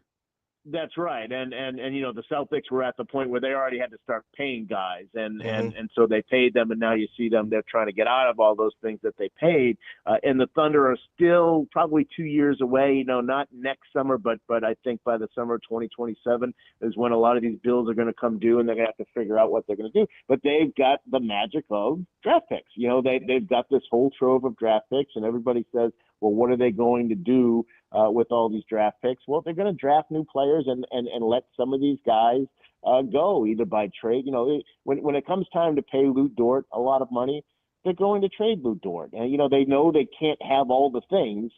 So, if they trade Lou Dort, then they hope to draft his replacement, a guy like Cason Wallace, for instance. And, they're going to keep doing things that way. And they're pretty well set up for the near future, certainly for the next 5 years, to where they'll be able to keep this core together and just keep replacing the parts around it. Let me ask you something, and maybe NIL factors in this as we kind of transition a little to college, the draft. With guys like, Lundenborg from Michigan going back, and I think Pettiford and Condon and Boogie, a lot of good college players came back. And then you pit it against looking at this year's draft, and who knows what's going on with Ace Bailey and why he isn't where he should be. But when you look at this draft, are you in wait and see mode, or are you as kind of curious about 3 through 15 or 16 as everybody else is? Yeah, I mean, I think, I think when you get to 3, things really do open up. I think the questions about Ace Bailey are probably fair. And what do you think's going on there? Well, I mean, it's a little like the Shedeur Sanders situation, right? Where I think he's just turned off a lot of teams in terms of his approach. And, I think that it's not an apples to apples comparison. Obviously, the NBA is a different game. It's not a 53-man roster. It's you've got 5 guys who are going to play. So if one of them is really good, you want to be able to get him on your team. But you also need to look at everybody's got talent at this point, and who are the ones that are going to work and push and show what they need to show to get the most out of that talent. I think there's some teams that are worried that they don't see that as Ace Bailey's priority, and so that's kind of what's happened there. Look, he's good enough that no matter what, I don't think he gets past Washington. Certainly, he's not going to fall out of the top 10, as we've seen with some guys in the past. But right now, that's kind of the view of him. So yeah, I think it's really going to start at 3. It's going to be wide open there. Some indications that the Sixers are at least listening to offers, or that maybe they wanted to move up to number 2. But I think the Sixers wind up keeping that pick, and we'll see which direction they go. They're going to have some options for sure. So let me ask you this: outside of Flagg and Harper, who are everybody's 1 and 2 in that order, no questions asked, if you had to bet on someone else being the best prospect in this draft, that is, one of those guys you see, obviously the Giannis's are the outliers, right? But you see it every once in a while where a guy that goes later ends up being the best player in the draft. If you had to bet on one of those, who's the guy that intrigues you? One thing that's really interested me is that Derek Queen came in as a potential top 5 pick, and he has really fallen. He doesn't have the size, and there's a lot of a lot of the measurables aren't where they're supposed to be. Yeah, doesn't quite ring out as 6'10", 250, huh? No, exactly right. And better than Ace Bailey's 6'7". But right, and he's not going to be a center at the next level. But look, the NBA has gone more and more positionless, and so I'm not that worried about that. He's got the wingspan, so he makes up for that. And he's a guy who produced. At some point you've got to look at what happened on the floor and say, this is a guy that produced. So no matter what the position is, I just think that he's a guy who is going to go later in the lottery, but is going to be, to me, has as good a chance to be an all-star as anybody after those first 2 guys, anybody in this draft. So I think whoever gets him is going to get a guy with a lot of upside, considering where you're going to wind up drafting. I don't know why, but I thought for sure you were going to say Kasparas Giaconis. I'm kind of enamored with him a little bit. I'm like, that is a total Sean Deveney answer right there. Because he is interesting. Let me ask you about, you see what's happening with the value and the going rate, the cost for doing business. People raise their eyebrows over the Desmond Bain haul. Mm-hmm. And this guy gets a lot of comps to Desmond Bain. Does Con Knipple, is he intriguing to you or at all? Because when we were going through March Madness and Duke's run, and we talked about, well, how does he do it? He's ambidextrous, yeah. He's not explosive. He plays angles. Pretty thick. He's a thick guy, like kind of below the rim guy. Almost everybody has him in the top 5. Does that surprise you in terms of how he ended up and where he may get drafted?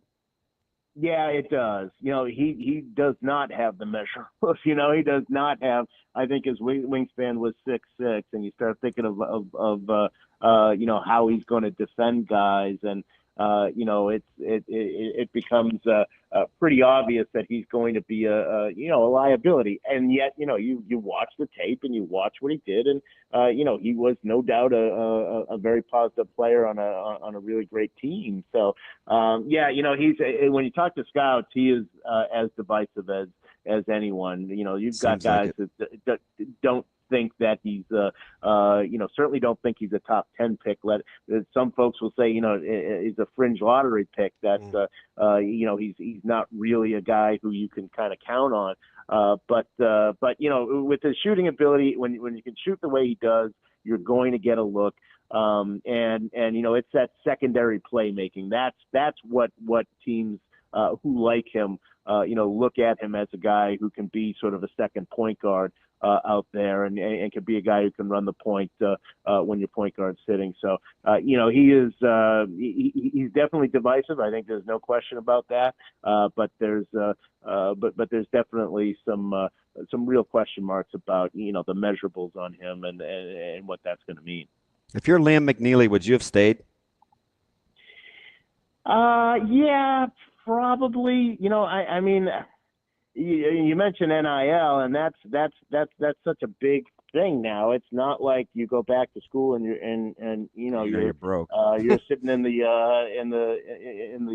lunch line, right? Yeah, you can still make yourself some money now. He's still a first round pick, and if you're going to get a chance to be a first round pick, probably if he goes in the 20s, it'll be a first round pick on a pretty good team. The way the league is now, sometimes those guys in the 26, 27 range, you could get chewed up and tossed out by the NBA pretty quick. The way things are now, where you've really got to get the most out of your first round draft picks, just financially, just because they are cheap labor. He's going to get more of an opportunity. So I can understand why he wanted to stay. If you're going to be a first round pick, it's tough to pass on that. But at the same time, I thought he could have improved his stock, no question. Sean, last one for me here. I am fascinated with some of the potential trades this offseason in the NBA. Who, in your mind, is more likely to get traded, Giannis or Jaylen Brown? I would say Giannis. The Celtics really don't want to trade Jaylen Brown, and they don't have a lot of incentive to do so. It would really take a giant package to get them to move him. Certainly at 26 years old, you're more willing to give up a package for him. Actually, a little older than that. I think he's 27, 28. But still, sort of at the early stages of his prime years. So yeah, I think there's more incentive for teams to give up more for him than a 30-year-old Giannis. But I think the Bucks have much more motivation. If Giannis says to the Bucks, I want to be traded, the Bucks are going to have deal after deal ready for him right away. I mean, it's in the best interest of the Bucks to trade Giannis, right now, just to start over. They've got nothing on the books that can help them. They've got no other ways to bring in players who can help Giannis. There's just nothing there. Damian Lillard is hurt, and really nobody wants him at this point anyways. And, the Kyle Kuzma trade was a disaster. They've got no draft picks. So I think there's just so much incentive there to make a Giannis trade. There's much less to make a Jaylen Brown trade. Now, they both could get dealt. That would not be a huge shock, but it would be more of a surprise if Brown goes. This may be too easy of a question, but I guess it depends on what you'd have to give up. Would you rather be a guy that brings in Kevin Durant or James Harden? Definitely, and you're right. It does depend on what the cost is. But give me Kevin Durant any day. Look, James Harden. Multiple first rounders for KD now. No, and nobody's going to give them that. That's the thing is they're asking for that. And maybe if it's two and you're a good team and you're expecting that your picks are going to be in the low 20s. Which you go back to the Desmond Bain thing. That's the logic that the Magic were using on that one was, look, these picks aren't going to be high picks anyways. Right now, if you're giving up two what you are figuring are going to be low picks, if you're Minnesota or somebody like that, then I think you do it. I think that's where you've got to go. Even at his age, even at 37, and with the health issues that he's had, he's still worth it. He's still a guy who's going to raise the level of your team. I don't want to build my team around him, but if I've got Anthony Edwards there, then I feel much better about it. That's our guy, Sean Deveney, NBA insider for Heavy.com. Sean, do we close it out tonight? OKC? I think so. Even if Haliburton was healthy, I would still think that the Thunder are ready to kind of become that team that knows how to close one out, that knows how to step on the neck when it's time. And I think it's time for them to do that. I think Oklahoma City has this thing in the bag. Sean, appreciate your time. As always, enjoy the finals or off season or draft or whatever comes next. We'll talk to you soon. All of it. Thanks, Sean. All right, thanks, guys. That's Sean Deveney, Heavy.com. That's all we got for today. I know Shane's going to cue that music tomorrow. What's up? We're getting to the CJ Brunnout thing and how he winds up back at Florida. I told you yesterday morning. You did. Everybody reported he wasn't enamored with the first visit, and he may get the second go around even before they came and circled back. FSU got their follow up. And lo circled and back. behold, my man is like Gator bait. I'm coming home. I'm in. Isn't that something? I do. I was talking to Adam McClintock a little bit this morning. He was catching up on the show from yesterday. I don't want to beat a dead horse here. I do want to kind of revisit the recruiting thing a little bit because I'm struggling with I'm struggling with the panic button. Yeah. With people. Well, I mean, Denny raised the question. Lance, LB has raised the question. It's definitely out there. It is. We got to talk about out there. It's in the ether. That's DB. I'm Ravi Lulla. We will be back tomorrow on Friday to wrap up your week with Hurrdat Sports Live. See you. Have a good day. Love you.